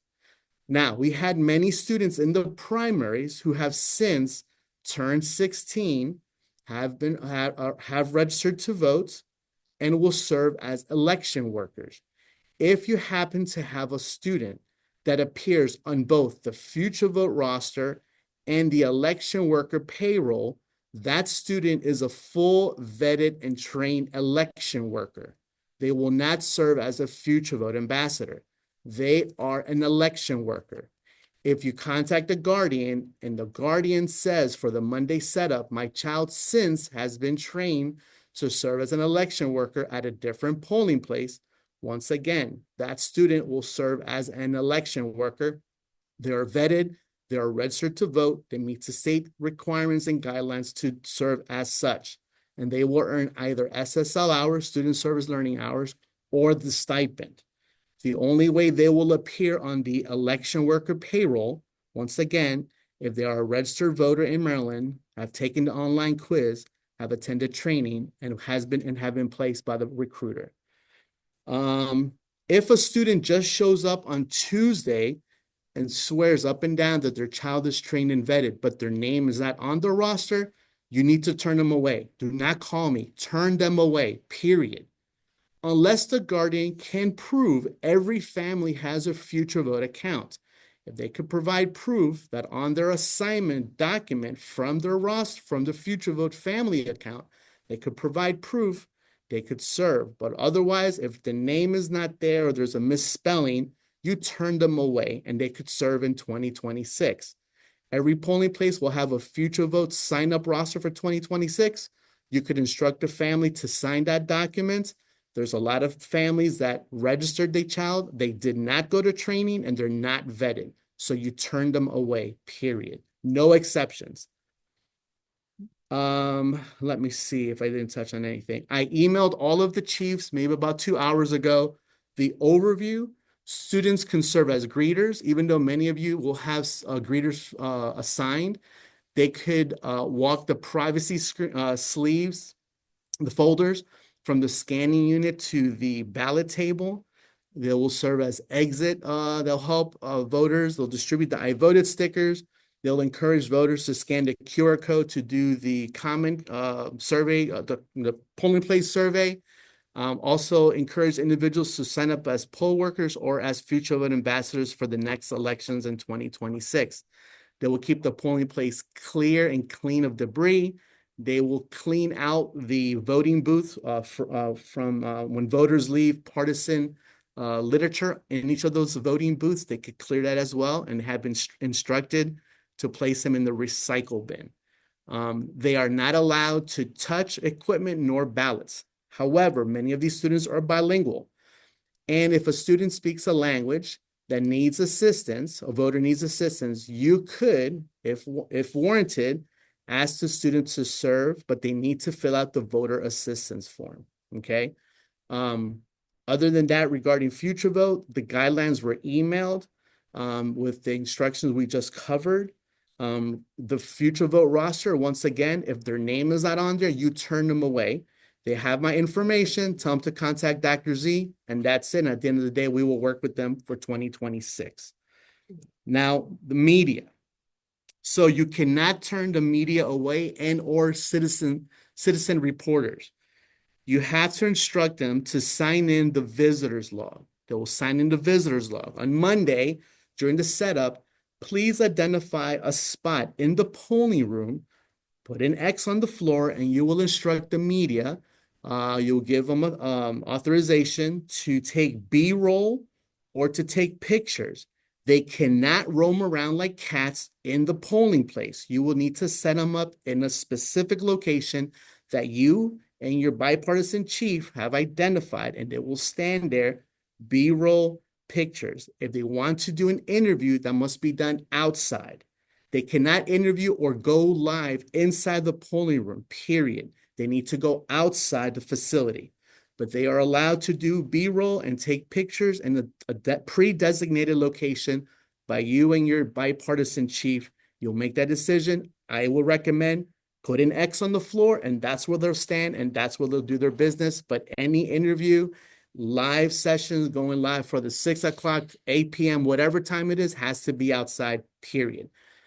I have handed out credentials. I will email the corresponding bipartisan chief team the name of the individual, the reporter, and the company they are representing. But keep in mind, not every single media outlet will come through our office or the state. They will show up. Whether they do or do not have credentials, you instruct them to sign the visitor's log in the appropriate line, and you point them to the X, give them a couple of minutes, and then you send them on their way, period. No interviews, no live shots, no live anything inside the polling room. No exceptions. If there's any issues, contact us, and the team will get a hold of me. And once again, some will or will not have credentials. I will email you the names of the reporters and the organization. Once again, if they don't have credentials, still follow the instructions provided. Language line log. So there's going to be a language line log. Obviously, under Section 203, we are required to identify a Spanish-speaking election poll worker and place them in every single polling place. Now, having said that, sometimes Montgomery County recognizes over 150 languages. If you follow the instructions on the language line log, let's say Korean, you will call the number that's on that log. You will provide the code, and then the language. You will just verbalize it: Korean, Mandarin, Farsi, etc. Then the teleprompt will recognize the language that you've asked for, and then they will identify an operator that speaks that language so you could assist that voter. At times, some of the polling places will have poll workers with language competency in American Sign Language, Chinese, and other languages. You may have future vote ambassadors that also have some fluency. If you feel comfortable leveraging the future vote student, you'll instruct them to fill out the voter assistant form, but hopefully you will have the appropriate language skill, competency by leveraging your poll workers. In the worst case scenario, you have the language line. Please fill that log out, because what we do is we identify the language, and then we try to do our best for the next election to identify election workers having that language competency in that polling place. So we do keep track, and also for billing purposes.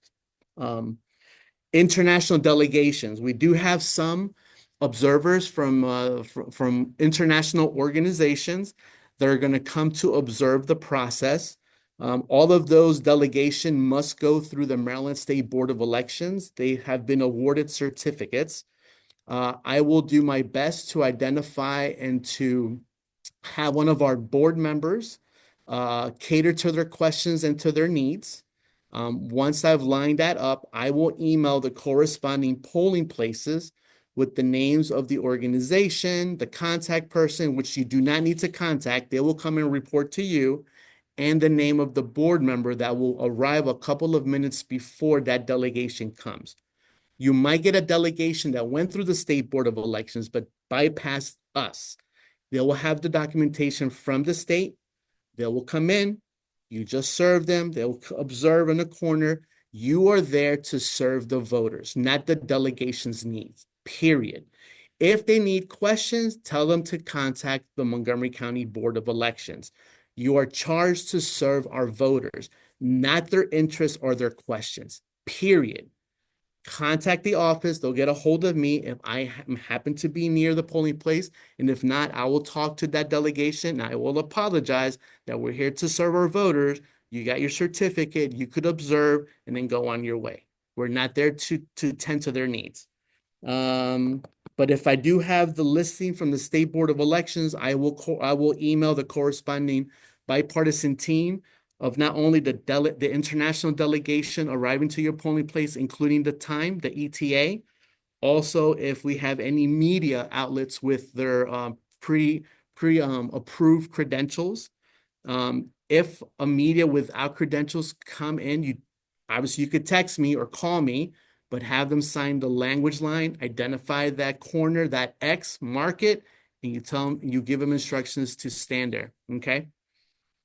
Any questions?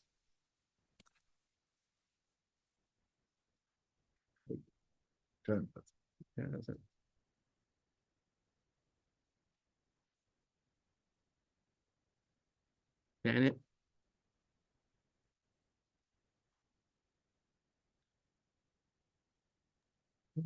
Ask them to unmute. Don't.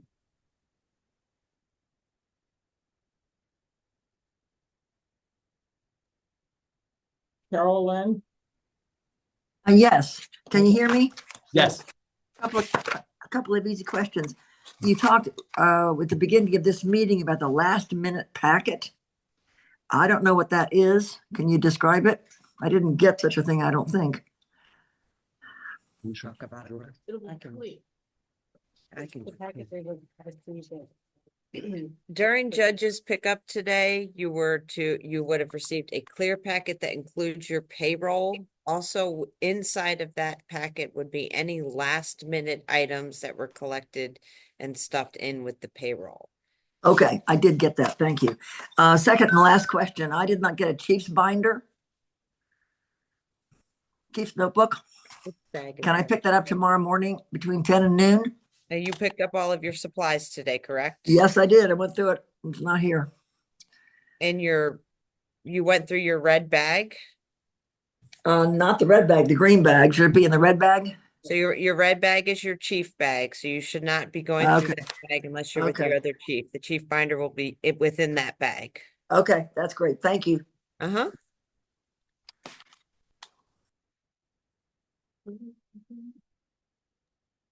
May I just... Okay, just a couple follow-up questions again for Gilberto. For the future voters, they don't show up on Monday night, they're out, correct? If they're on the list. Correct. Okay. I have a PTA situation. They're going to have a bake sale, it turns out, on election day. So I told them, well, they can come. That's terrific. Wonderful, wonderful, wonderful. But they have to stay outside. And they can be within the voting, the no politicking area if they agree that they're not going to politic. And is that okay?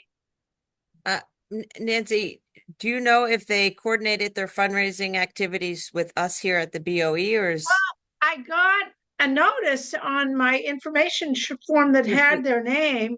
Your facility. So I guess they told you. I don't know. They're very enthusiastic.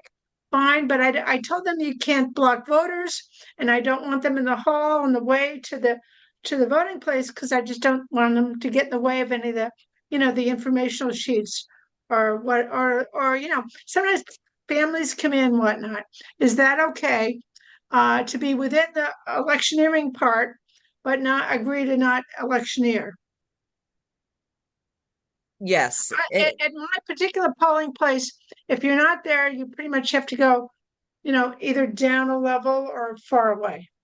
Could you share what your particular polling place is really quickly as well? 1002 Potomac Elementary. Okay. We've never had this before, so yeah, just to really quickly touch on fundraisers, we did receive a very large number of fundraiser requests for this particular election. So please work with your fundraiser contact in terms of location. All folks that have requested fundraisers have been instructed to work with their chief judge to ensure that the location is appropriate for voter egress, so that it doesn't impede with any of your activities. So Nancy, please work with them in terms of where their placement is going to be. If they want to be somewhere that doesn't work for your voter flow, they can't be there. Work with them to find another location. Hey, Doug, I just didn't know if you had any rules about that.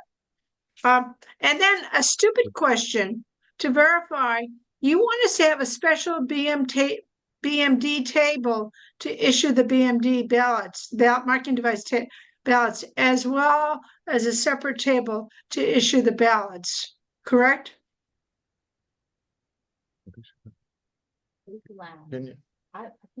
Space allowance. Okay, we are talking about the 232 polling places, different size of the space, different configuration of the space that can be used. If the space allowed, that will be preferred option. Okay, fine. Thank you. Done. Just before we go to the next, let me just add a bit more on extended hours that some raised before. At 8 p.m., whoever is in line at 8 p.m. gets to vote. That does not qualify as an extended hour, even if it takes an hour for everyone in the line to vote. Extended hours that require separate procedure are subject of the court order that requires extended voting hours at one or all polling places in the county or the state. We can take a few more questions and that. I have one comment. Yes, Julie.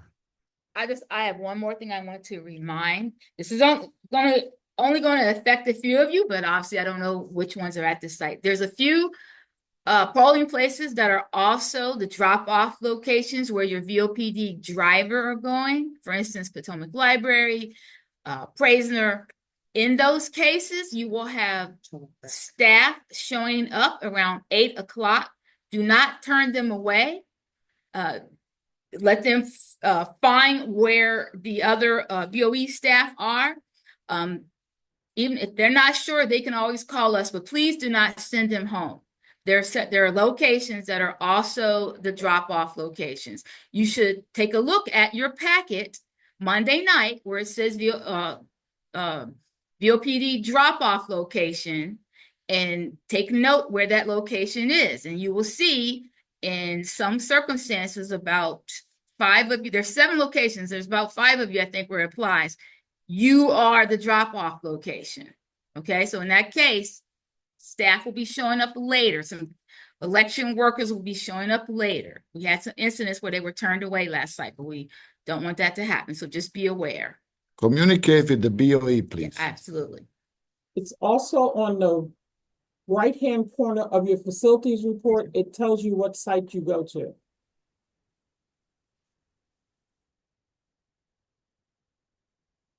Okay. Let me see. Well, while we're waiting, I have one more thing. The help desk does not start until 6:30 Monday night. I know you have the number now, but it's not active yet. So please don't start calling yet. I believe the same goes for the QR codes, please, guys. Yes. If you try to test QR codes, they will not work today. Hi there. I just have a few, quick questions. I might have heard you wrong, but did you say much earlier that we can't keep the facility doors propped open during the day? Did I hear that wrong? What are you? Yeah, we were saying What are we talking about? there were some cases where the ADA. ADA. Okay. Can we focus on future questions and medias? Okay. Yeah, I do a future vote questions. I've been Yeah. waiting to ask this. So, Mindy, you can cover this about our effort with MCPS and the contingency.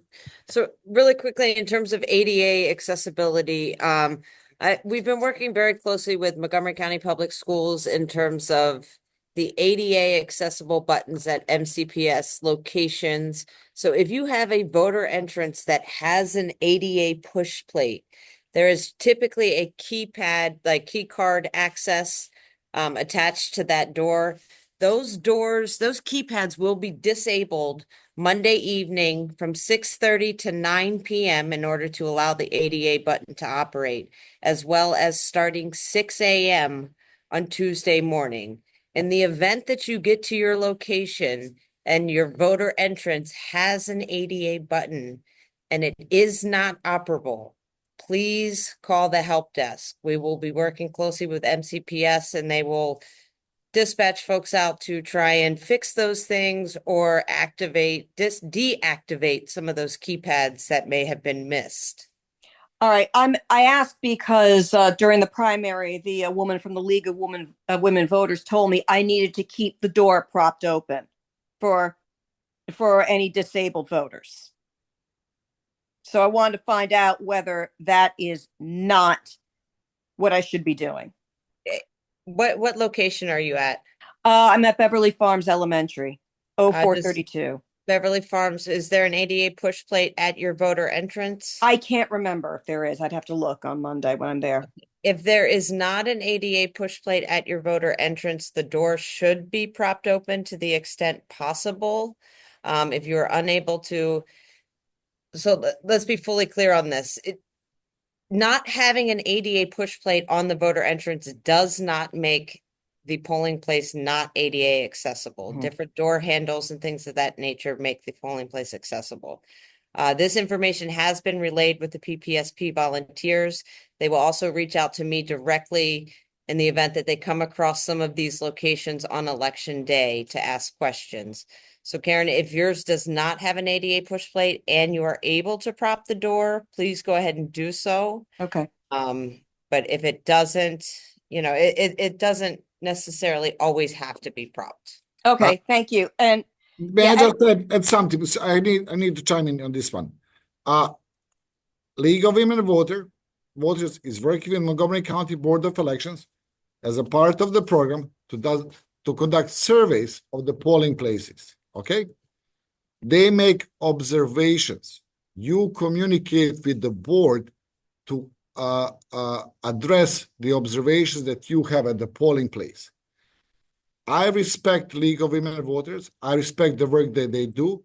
However, you communicate with us before you introduce changes to your polling place. Okay, thank you. And now these other two questions actually do relate to Gilberto's presentation.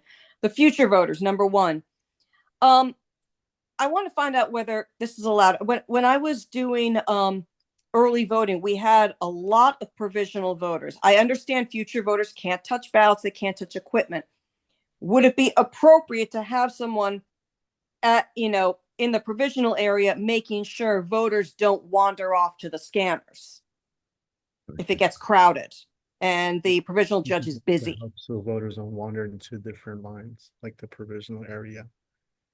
Kind of like I don't think it's an issue, because if your polling place has a greeter, you can use the second sitting. You give them instructions to ensure that, as you mentioned, that the voter who's going to be a provisional voter is not walking to like a different table or to the scanning unit. Yes, but you have to give them explicit instructions. Also, look at the age of the student, because the age will range from an 11-year-old all the way to a 15-year-old, which is kind of a freshman, sophomore.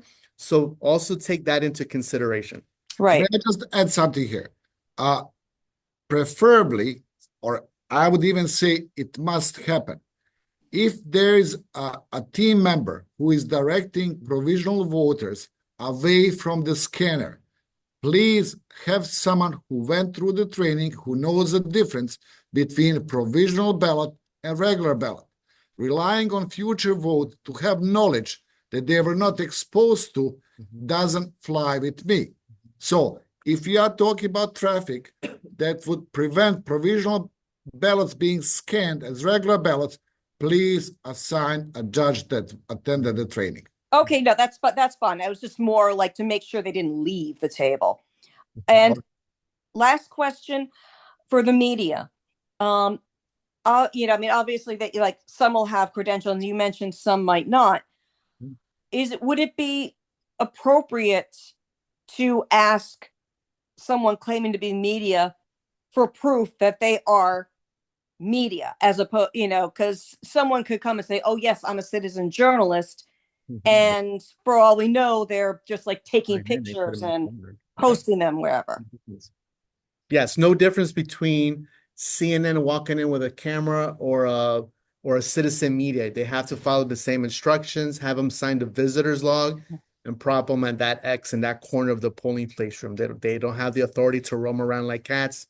And then after they're done with their B-roll or taking pictures, but also communicate, no live streaming, no Facebook Live, no interviewing. That must take place outside the facility. Right, but we can also ask them, show me some proof that you are a journalist. I mean, you have to provide ID, obviously, but not necessarily asking for them to provide their CNN badge or something. If they're saying that they are a citizen reporter or a student at the University of Maryland School of Journalism, whatnot, if that's how they identify themselves, you're not there to challenge them. You tell them to you instruct them to sign in the visitor's log, and you prop them in that X in that corner of that polling place room. Okay.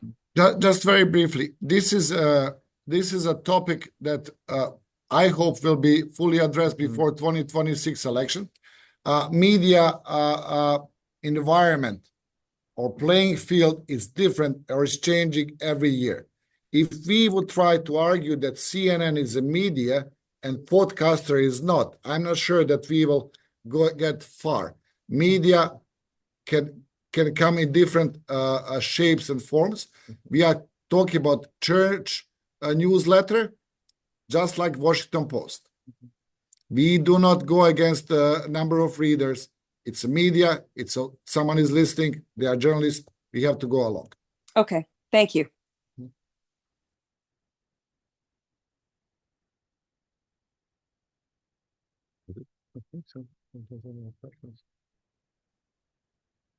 If you have any questions, email me and I will respond ASAP. Hi there, Susan Baker. 3 quick questions. Good evening and thank you for everything. This is quite a conversation. At our early voting, we had the line of people to get into the building went through the no electioneering area, then onto the sidewalk and down into the parking lot a little bit. And the electioneers were attacking the poor voters like, well, they were like jumping on them. And I asked them to please respect the people in line as though they were within the no electioneering area.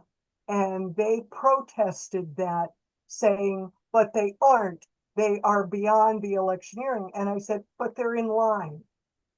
And so if something like that were to happen again, eventually the line got so long that it ended up wrapping back and forth in the no electioneering. Then it got even bigger. But if there's a situation like that, what is the determination of where they can jump on people? Okay, few things. Line management is one of the key points that we learned in this early voting cycle. Zigzagging the line in the building and within the electioneering zone before extending it beyond non-electioneering zone showed to be a good practice. Right. However, non-electioneering zone exists for a reason. That is the area where electioneering cannot happen. Beyond that zone, it's a free speech. Okay. People in line can be approached, can be handed materials by the political party representatives, ballot issue, ballot question representatives, or anyone else. Okay, so the point would be to have somebody watching when the line starts, if it's outdoors. But what would we watch for? I'm not sure that I understand.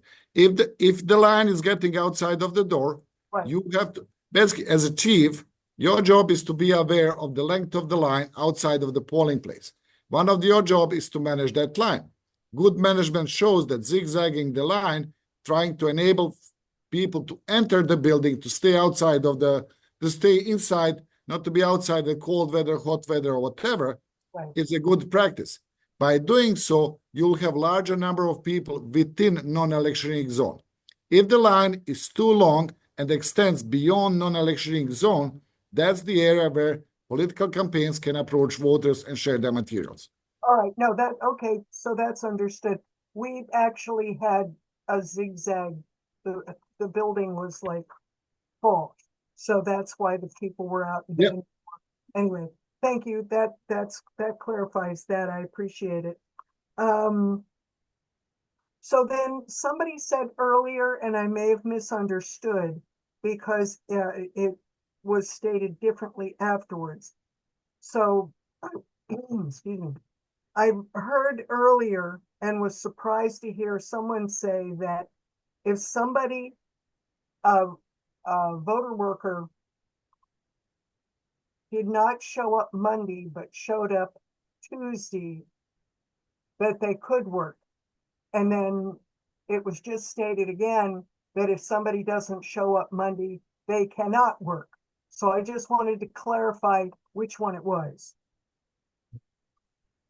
So for future voter, if the student and the guardian do not attend the Monday night polling place setup, and the child shows up, even if the guardian escorts them in, you turn them away. Okay. It's mandatory for the future voter.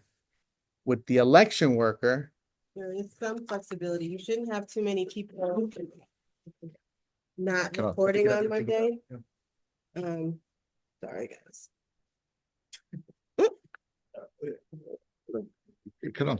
Yeah, okay, I'm sorry.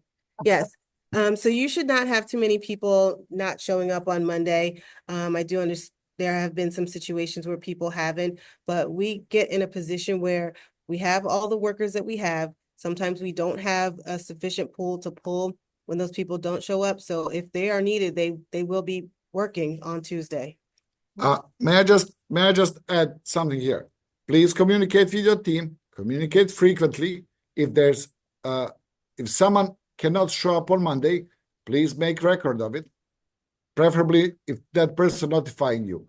If someone doesn't show up on Monday without notifying you, we will let them serve in 24, but please make a note about that. Okay, that's great. And then one other quick question. With the future voter, we noted that if a future voter had a language facility, that they could help a voter at some level. And I was just wondering if you could clarify that for me and like say it's some language that I have no facility with. How would I know that the future voter was being accurate? yeah. So during the training, part of the in-person training for the guardian and the future vote student was discussing the guardian's reporting that the student has language competency in addition to English.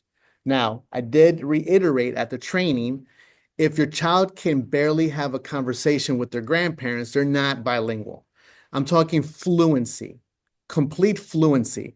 But if they can have just a conversation barely with a loved one, that's not being fluent in Spanish, French, or Mark, etc. Now, having said that, on the roster will be noted the language the language that the student has fluency in. Please note that there's no way to confirm that that student speaks Farsi. However, you have the final say if you feel comfortable that a student has competency in that language. That's the reason why, number one, if it's Spanish, you have your election worker. Some of the adult election workers, 16 and older, will have competency in other language beyond English and Spanish. If you don't have a language covered, and even if the future vote student, let's say a middle schooler speaks Korean, you are the authority and you could call the language line. Okay. Thank you. I appreciate that. Okay, you're welcome. Okay, we will take a few more questions. And I believe that anyone else who would have any further questions, it can always reach us over the phone or via email. We have 273 people on the call, and I am pretty sure that some questions would be better answered directly via email. Janet, we'll go till 7:30. I wanted to ask a question about the tablet. They said that we should charge it on Monday night. Would you recommend leaving it in the transfer cart with the other critical materials overnight once it's been fully charged, or should we take it home and bring it back Tuesday morning? I would like each one of you to have it with you on Tuesday morning. If you are having any doubts that you might forget it at home or the charger for it, yeah. So please charge it, have it fully charged for Monday, especially if you decide to use it for the QR codes, and have it charged for Tuesday. We leave it to you. Where would you keep it? Okay, thank you.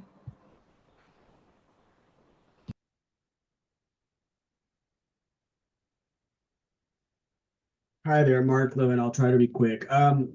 Is the board going to be able to, when at the primary, we had a case where the BOE thought we didn't return the blue bag. We verified with the co-chief that helped load the car as well as the closers who stated they had the blue bag in the car. Is there any possibility of the BOE to confirm with the closers the receipt of all bags for a precinct? So when the closers come in, there's a list of items that that has to be retrieved by BOE. If the list is not complete, we kindly ask all the closers to park on the side while we research the issue. By simply not following up with the closers, it means that we have all the essential documents and materials that we need for that night. Okay, I was told that only the orange and red bags were actually checked off by BOE staff at drop-off time, that they didn't mark green and blue, whatever else, other bags. We had lengthy conversation with Christina on this, my concern is that bags are taken out very quickly, placed somewhere, and the BOE might not indicate that they received it from the closer. Okay. So I can speak for this location here, sir. We have 4 locations, 4 individuals in each one of them. Materials are taken out of the back of the car on the table that is few feet away. There are team members with the sheet to check in everything that we are looking for. It is not a process that will allow us 5 to 10 minutes per car, because we would like to accommodate everyone to deliver what needs to be delivered and go get some rest at home after the whole day. Again, we make sure the essentials are in, but we are checking for all the bags. There's a count of blue, red, green, orange, yellow. Okay. And a small bag for the sticks and everything. Okay. At 0920 Gaithersburg Middle School, there is an ADA touch plate. However, they have some process by which during a school day, somebody mans a station inside the school near that door. I believe they have to activate it, even though you might press it. Should we just treat that as a door we need to prop open during the day? It's unlocked, but it may not open automatically if you press that plate. Otherwise, the school is going to need someone there for 14 hours from the school, ready to activate from inside the school. Okay. The activation that you're referring to that somebody typically mans during the school hours is what will be deactivated Monday from 6:30 p.m. to 9 p.m. and Tuesday from 6 a.m. to 8 p.m. So in theory, your ADA button, as long as it is fully operational, you should be able to hit your ADA button. It should fully operate the door without anybody on the opposite end having to use the ACS control button. Thank you. Okay, 2 things real quick. There's always a concern about provisional reaching the scanner, which I sort of don't really understand. We have the orange folder, which is a bright indicator that inside there should be a provisional VAC. Okay, so unless someone doesn't give the orange folder, this is in response to the person worried about they need a greeter to make sure nobody goes. I guess I would just enforce that we use the orange folder as we're supposed to be the big indicator that that person has a provisional VAC. Okay, I'll just make that statement. The other thing real quick, a very early person asked a question. It sounded like they hadn't contacted the school at all. I wonder if the BOE should identify that precinct and maybe assist them on Monday to be sure that the school is ready for operation. I don't know who, I don't remember the person, but they were questioning about tables and it sounded concerning that at Saturday night they maybe didn't reach out to their school at all. I'm just saying. Two very brief statements. Absolutely correct about provisional. Absolutely correct about using the orange privacy sleeve, and absolutely the fact that it happens every election. So let's, again, we are pleading with the chiefs to work with your team, re-emphasize the message, not on Monday night only, not on Tuesday morning only, but throughout the day on election day. This is a team effort that delivers this accuracy of the results. When it comes to us communicating with the polling places, chiefs communicating with the schools, I understand. I'm not sure that we understood the question the same, but any chief that had not contacted a school or had a problem to contact the staff in the school is more than welcome to contact us. We will be intermediary on that one. But thank you. Quickly, one really quick statement about Future Vote. When you contact your guardians, your families, please tell them the specific door in which you will receive the rest of the poll workers. One of the biggest questions, I must get like 800 emails and calls on Monday night, which door, especially if you're in a high school with 1,001 doors, the students tend to attend that school and they're going to go straight to the main door, which may not be the one entering to, which is used to enter the polling place. So please be specific when you introduce yourself, who you are, any pre-Monday setup instructions, especially which door to use to enter the polling room. Thank you. Okay.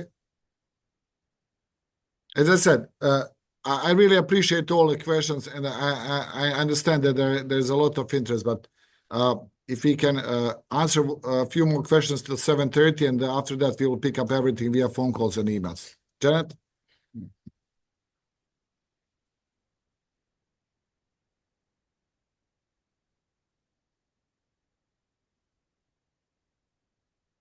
One question about Future Vote. If the student is assisting the voter and they fill out the voter assistance form, do they fill out the election judge portion or the person chosen by voter portion? Because like they're kind of not really either. Person vote chosen by voter. Okay, thank you. Thank you.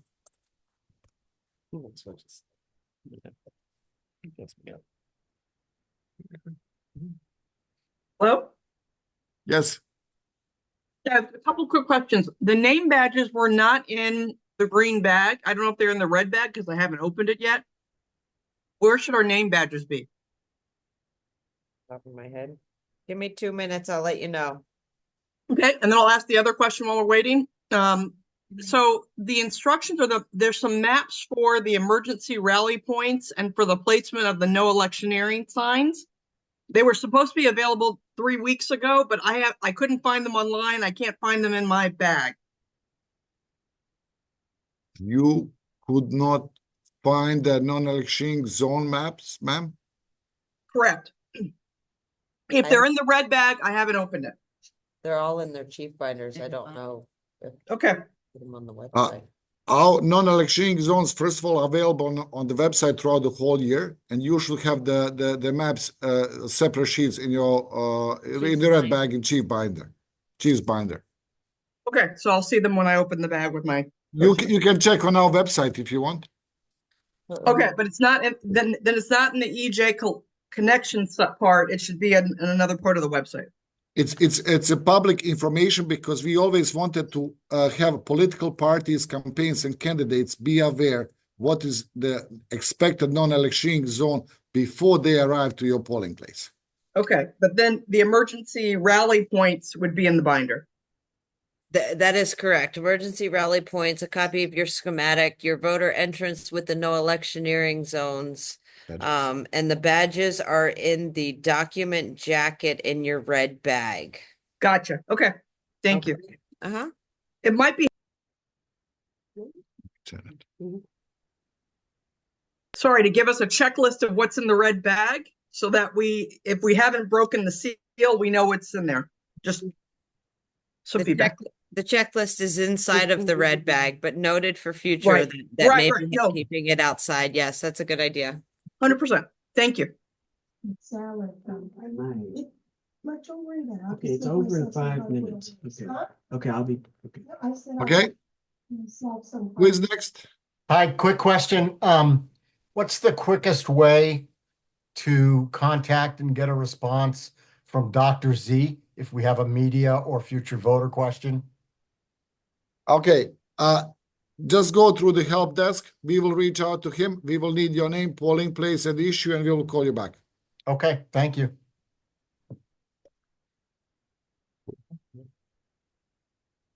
Hi, this is Teresa. Really quick question. So I also been notified that we're gonna have a fundraising, the PTA fundraising. Number one, the attire. Is there, we encourage them not to wear anything that party affiliated, or is there any rules, I guess, for attire? For the fundraisers within the non-electioneering zone, Yeah, because they want to set up the way that Churchill is. I mean, we're lucky we have two different entrance, and one on the side is directly to the cafeteria. So I have it in my mind that I'm gonna have them set off toward like the main entrance near the lounge, which is away from the cafeteria for a little bit. But I was wondering if there's any requirement for attire. so I really cannot speak from the top of my head in such an elaborate manner about setup of your polling place and non-electioneering zone as you can. However, fundraiser is a fundraiser. Political attire, political materials should not be part of the sanctioned, approved fundraiser by the BOE. So we cannot mix two. Get approval for the fundraiser and try to squeeze in politicking within the non-electioneering zone. It doesn't work like that. Okay, I just wanted to make sure. Also, just one quick touch on the cheering. So it was mentioned to me that, when we have the first time voter, the poll worker kind of cheers for the first time voter. Is that a yay or nay? Or something we discourage? I know that it has been a practice for a long time. I have to admit, since last election, that we received quite few concerned comments about the practice itself, because someone's desire to register or not is their private decision. So cheering to someone, some person might accept it as a good thing. Someone might be against it because they opted. Because not every first-time voters are necessarily 18. Someone might be 35 who just decided never to participate in the election before. So I would advise against it, just in respect of those people who have a personal decision not to register before. Awesome. And this is one more, the fundraising. I don't see any information like for approval or anything. So should that be in my package when I pick up? It should tomorrow? It should be. Okay. Awesome. That's all I have. Thank you. Thank you. Okay, one more question. And okay, Zabby.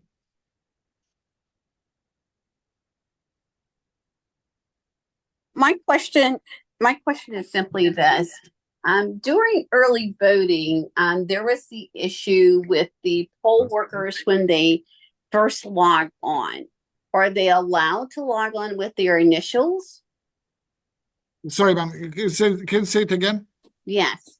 When you first come in for the poll workers logging on at the workstations, are they allowed to log in with their initials? Yes. At the check-in, the first time they check in a voter, they have to, the idea is for them to identify themselves. Ideally, they would put their first name in an initial or their first initial and a last name. But the idea is that something that we can identify who it is who signed in.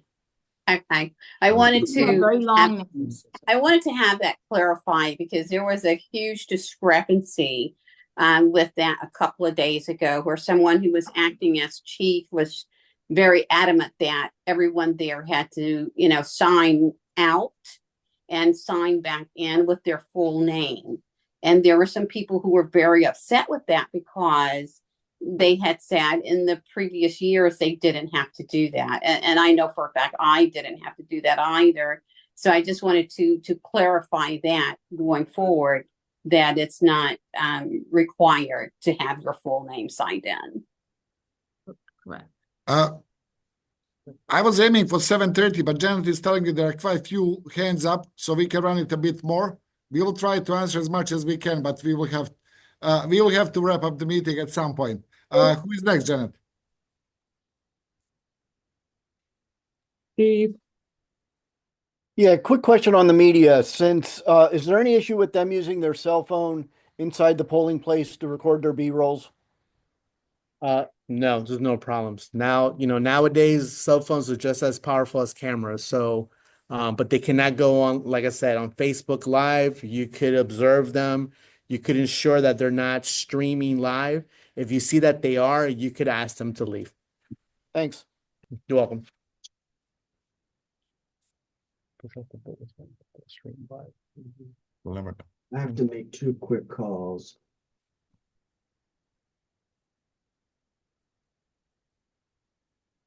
Who's next? Yeah, I have a question. Yeah, it's Hannah Weisberger. I have a question. I am a little bit, I need clarification about the pictures that the media or whoever is watching can take. And also, I'm not familiar with this term B-roll. So can you just explain what it is? It's okay. So, Hi there, I'm trying to reach on Christine. Monday I'm calling night when you from- have I'm a chief one, judge. guys, for- one conversation, Mark. Hold on, Mr. Levin. Next week. Mr. Levin, you're on. Thank you. So on Monday, identify the location in which you feel the media can take footage. B-roll is footage that they can use as fillers when they're doing their news report in the evening of the next day. That's B-roll and or pictures, but they do not have the right to roam around like cats. You find a location, you put an X on the floor, and you can even get creative with the Future Vote students and put media, and they will stand there with their equipment, they will stand there with their cell phones, they will stand there with their cameras, and then they could take their footage or pictures, and when they're done, they could exit, and if they're doing interviews, has to be done outside the building. Next. Okay.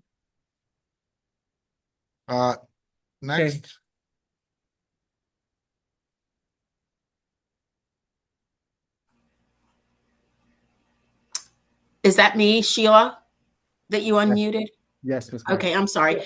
Yeah, so just really quick, the line that that Sue Baker was talking about outside, I was at that early voting precinct also, and that line was a mess even in the building because the people waiting for paper were intertwining with people that were standing in there waiting to register, not register, but to check in. And some people went to as far as near the paper table before they realized they were in the wrong line. So we have one greeter that is listed on our list. I'm assuming we can't use one of the future voters to put outside to make sure that they're, it would have to be our actual greeter that's assigned that would go out. Two things. Please, future vote minors inside, please. Yes, The second thing is, that's what I thought. Okay. again, I started by saying that line management cannot be, you cannot just rely on a greeter to keep it under control. There are two chief judges. It's a part of your responsibilities to go out, take a look, assess, advise, provide additional assistance And for the line management. yeah, and we are doing that, but I'm thinking of being outside, like if that line is getting near the, should we actually put a greeter back there at the end of the line as well to handle it, even though the chiefs are moving in and out because they've got a lot that they're doing back and forth. Ma'am, this is a difficulty for us. We have 232 locations. Not Okay. every location has same physical setup, size of the corridor, the length of the corridor from main door to the entrance to the polling room. So we will have to rely on your judgment to use the best, to use the space to the best of your needs. Okay, that's what I needed to hear. Okay, that's fine. Thank you. Thank you. Hi, I guess I have a couple questions. Maybe the most pressing one, I guess. I was wondering, in provisional voting, people come with their mail-in ballots. I think we were allowing them to have their like live mail-in ballots, a copy off of it onto their like actual provisional ballots kind of thing, and then they'd spoil the mail-in ballot that they brought in just for like safety's sake. Is that like the correct procedure? I was a little fuzzy on that. It's like, since there was talk about like keeping the naked ballots away from anything in there. So you will have voters who will bring party sample ballots that they will use as assistance for them to decide how to vote the ballot itself, right? I'm referring to like an actual live mail-in ballot. Like, say they made a mistake on their ballots and they want to then vote provisionally with their... They will vote provisional. They will just return one ballot to you. It's your responsibility to make sure that they didn't leave any ballot in the voting booth. So I cannot prescribe to voters what piece of paper they can use that they consider voting options at home to replicate at the polling place. All I can say is that they will vote provisional, and whatever materials they brought with them to the polling place, they have to leave the polling place with them. Okay, I think that answers that. I guess my other question is still about like driver's licenses and spelling and stuff. So they do state their name and info as the law requires. Is it fine for them to show us the license for spelling purposes, or do they really need to write it on the green sheet for spelling purposes? Spelling first, writing second. This is how you will go. Okay, like verbally spell it out. We are non-ID state, sir. Yes. Unless when you go through the poll book, it says ID required. That's different situation, but like a general rule.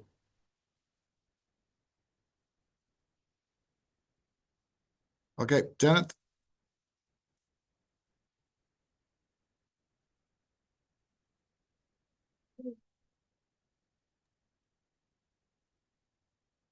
Two quick questions. One, as in early voting, we are measuring weights for provisional, but not weights in the normal line. Is that correct? Well, you should be measuring it. You do have a wait time measurement card for check-in. For check-in, we do. Okay, we didn't in early voting, at least the places I served, it was only the provisional weight that was being measured. They did go out. I believe what happened as the lines got longer, that may not have been adhered to as stringently as it should be. But the cards were there. They will be there on election day for the check-in. As in addition, I believe they're white. Right, they're white. Yeah, they're white as opposed to the orange ones. Yeah. Just to clarify, ma'am, about early voting. Once your line at the early voting center was outside of the building, we measuring that wait time was going against the logic to advertise the long wait time for the voters who were coming to the center. So we were providing the estimates from the previous experience, just to make it as accurate as possible to inform voters' decision which early voting site they would use to vote. Okay, well, it may be that we never had lines that long, and that's why it was not done in the places that I was. Fair enough. the other question, and I'm sorry about this, but we encountered it. If an individual comes to register at same-day registration, that individual happens to be between the ages of 16 and 18. The individual knows they're not eligible to vote. Do we, because they have gone to same-day registration, have to require them to vote provisionally, even though we all know that it's an exercise and, ridiculous exercise? So The underage provisional rejected. exactly. So Right, they have but even if they don't want to vote and they know that their vote won't count, they still have to vote provisionally because it's same-day registration. That's the question. So, ma'am, there are two different issues here. Person will get registered, and again, their provisional ballot will be researched by the staff, which will provide advice to the board to make a final determination. If you are under age of 18, I believe that we all can agree that law is pretty straight. No, I know that, but they know that, and there's a long line over at provisional. So why should we all go through this exercise if they're willing? Because they showed up, ma'am, and they are Okay, entitled. all right, but yeah, okay, they're entitled, but even if they don't want to exercise their right, they have to because they went to same-day registration. Okay. Just checking. No problem, anytime. I really need clarification on David's question. It sounded to me like he said a voter brought in their official mail-in ballot, and then they were taking that with them into the provisional area and using it to mark their new official provisional ballot, which just shocks me that you say that they can do that. Did I misunderstand? How would you, let's say if I have a backpack, can I take my backpack to my booth, ma'am? Well, you're at the provisional voting table. You're not off in Yes. the voting booth. Okay, I'm a provisional voting table, but at some point I will take that ballot that's given by a provisional judge and go to a smaller booth or of sort that will have voter privacy, right, to complete my ballot. But if they tell me I have my official mail-in ballot, don't I tell them they need to spoil it and then they can vote provisionally? I'm allowing them to take that official ballot and then use it to fill out a new official ballot? Again, what you give them one ballot for the provisional, they give you one ballot back, right? Right? Yes. Okay. That is how the system works. They get one ballot to vote. If we find in a provisional envelope 2 ballots, that will not fly. The law No, but doesn't I just allow. don't want any other official ballots in my precinct. Like I want it spoiled. Ma'am, how would you police someone's content of someone's ballot? Show it to me and they say, can I use this? And I say, yeah, go ahead. Just make sure you don't put it in the envelope. No, just a second. Are you asking, Gilberto is just telling me, are you asking if the voter comes in and says, I made a mistake on my mail-in ballot, can I get a replacement one? And can I take, he said they took their mail-in ballot with them and used it to mark the new one. And how to vote it then? Put it in a mail-in ballot envelope or provisional envelope? Provisional, the new one goes in the provisional. So what the original question was I came in with my mail-in Okay. ballot envelope. I made a mistake. Okay. So I need a new ballot. No, this is not the question. Is not that you are somebody asking for the new ballot to return it by mail. The question is, can I use my mail-in ballot on which I made an error to duplicate while I'm voting provisional ballot? Right. Okay, and I'm just saying, as long as the one ballot is returned for you as a provisional judge, how can we police what is the content of someone's bag? Okay. So we don't require them to spoil it and leave it there. They can take it with them. They have to take it. No one leaves materials behind them in the booth. Okay. All right. I'm glad we clarified that. Thank you. You understand what's I know she's, yeah. It's just. I understand the fear, and believe me, you have a fear for one polling place because you might be 1 or 2 ballots off. We have a fear for 232 multiply with this. I'm not saying that it will be always smooth. all I'm just saying, you are bringing an example when voter tells you that they brought a ballot. My question is, what if they don't? So we have to accept the fact that sometimes, just like we said, if the voter takes a photo, right? Let her clear it up. Let her clear up. No. No. Okay, sir, that's fine. You're good. I understand what you're saying. You're good. Yes. Okay, Julia is just telling me that the training for the election judges was to spoil the ballot, right? Fair enough. I'm just saying that we cannot prevent a person from bringing the ballot in if they want to use it for the marking, right? Like if it's a sample. Okay, next.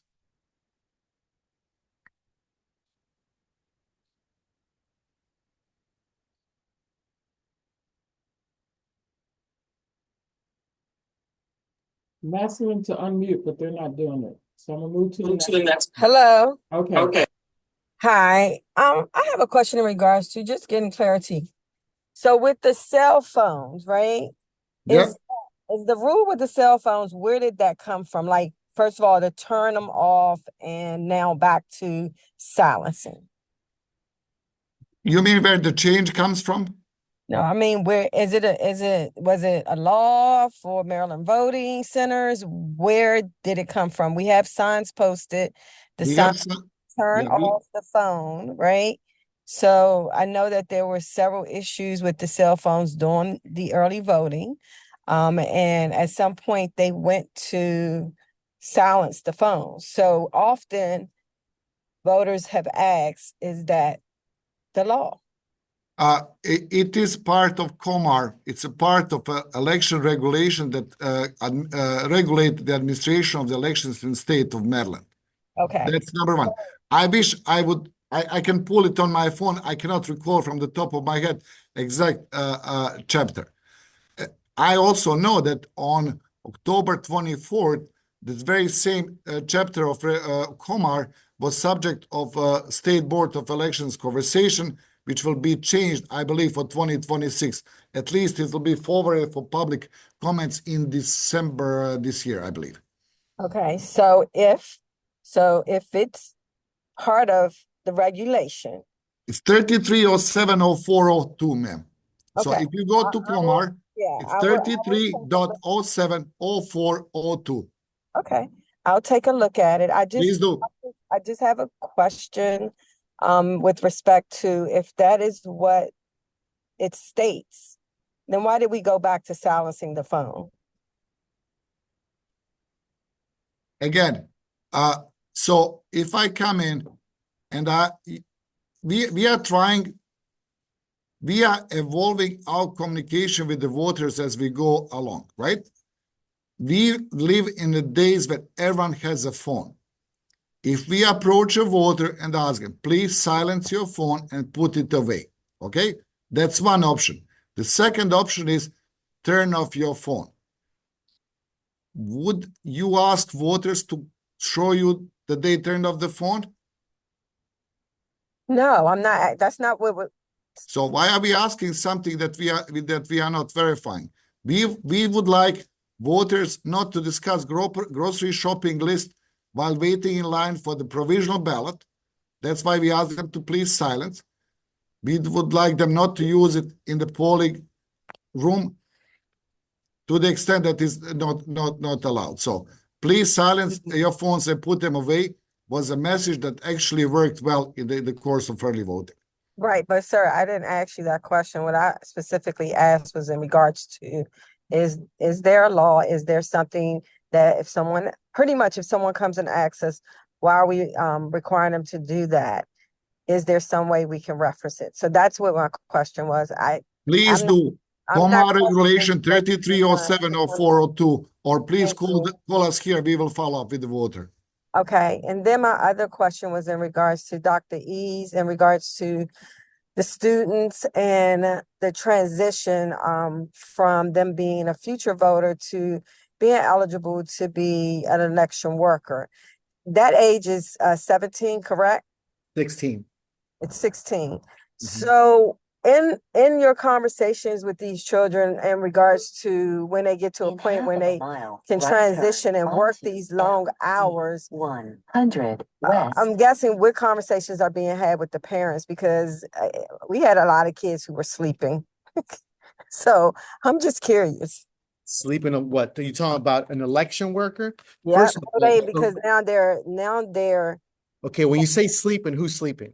A future voter or a high school election worker? It's two different and things. now I understand. That's why I was saying at what point and just trying to verify the transition. So the transition is at 17, which I'm clear on. Once Okay. again, it's 16.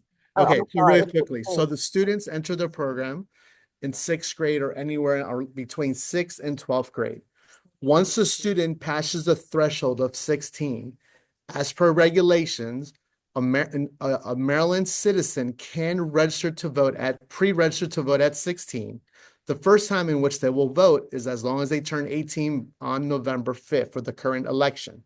Having stated that, when a student has a desire to move up the ranks from a future vote ambassador that serves 3 hours to a full day poll worker as such like yourself, number one, they have to be a registered voter in Maryland. Number two, they will submit an election worker application. Just like the chief judges, you will do the same process. They verify their registration, they create their EJ connection portal, they take and pass the 40-question multiple choice online quiz, and then they identify an in-person training session that corresponds to the corresponding position, whether it's VOP, part day, closer, etc. Now, the student in question, if they're 17 or 16, they're minors, their guardians submit a permission slip for them to serve.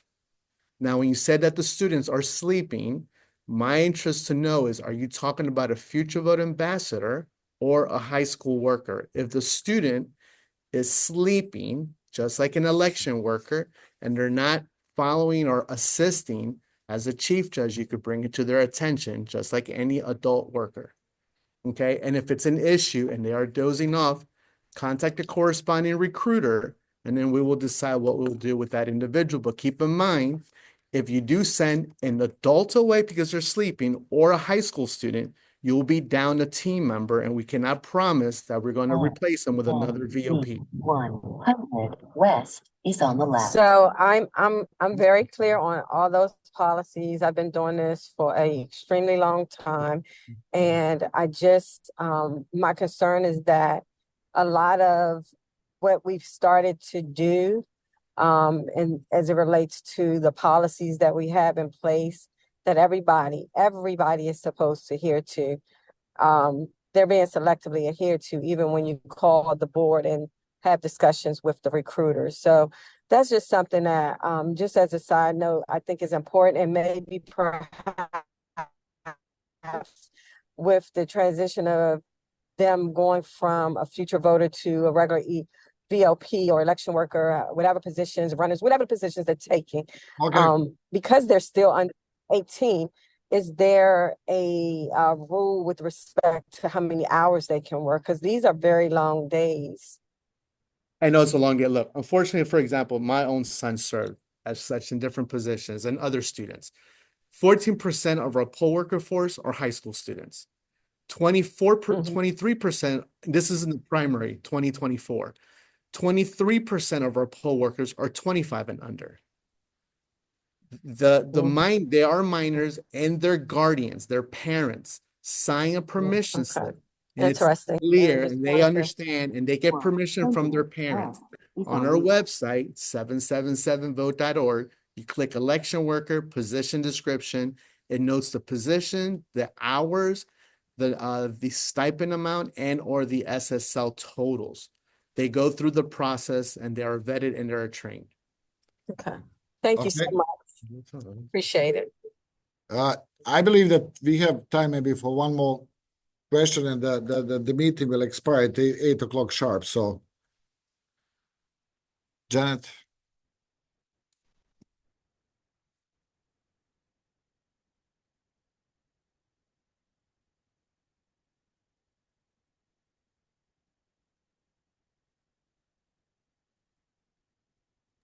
Okay, hold on. I'll have to unmute. Edward, I'm asking you to unmute. Edward Berger.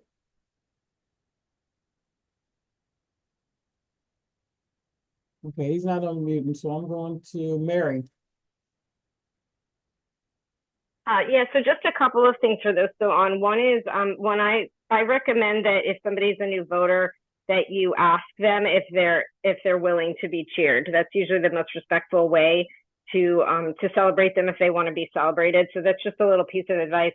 The other is for anybody that's never had media in the room, is just giving the tip that, and I hope I don't get this wrong, is reminding us that the media cannot be in a place where they can see other people's ballots, see the voting machine, where they can see the information of the voter, and also identify the voter. So that's also important. They do know that, but we don't necessarily all know that. I heard somebody say that a same-day registration has to vote. I think there's some confusion, maybe in terms of the answer was right, but I think the person was asking whether or not they have to vote, and I just want to clarify that they do not have to vote. They can just register and leave. They can sign the oath. They can leave the space. They are not forced to vote. And then the other thing for the provisional, I know there was concern about people using their mail-in ballot as a reference, but usually what we did at early voting, which is very helpful, is to recommend that they spoil the ballot, and they can either spoil it or before or after. And they're welcome to take it with them. But usually what we were doing was just saying, we really recommend you spoil this so your private information, doesn't go home with you, but, it's obviously optional if they want to walk away with it or spoil it. And that's just the things I wanted to throw out there. Thank you.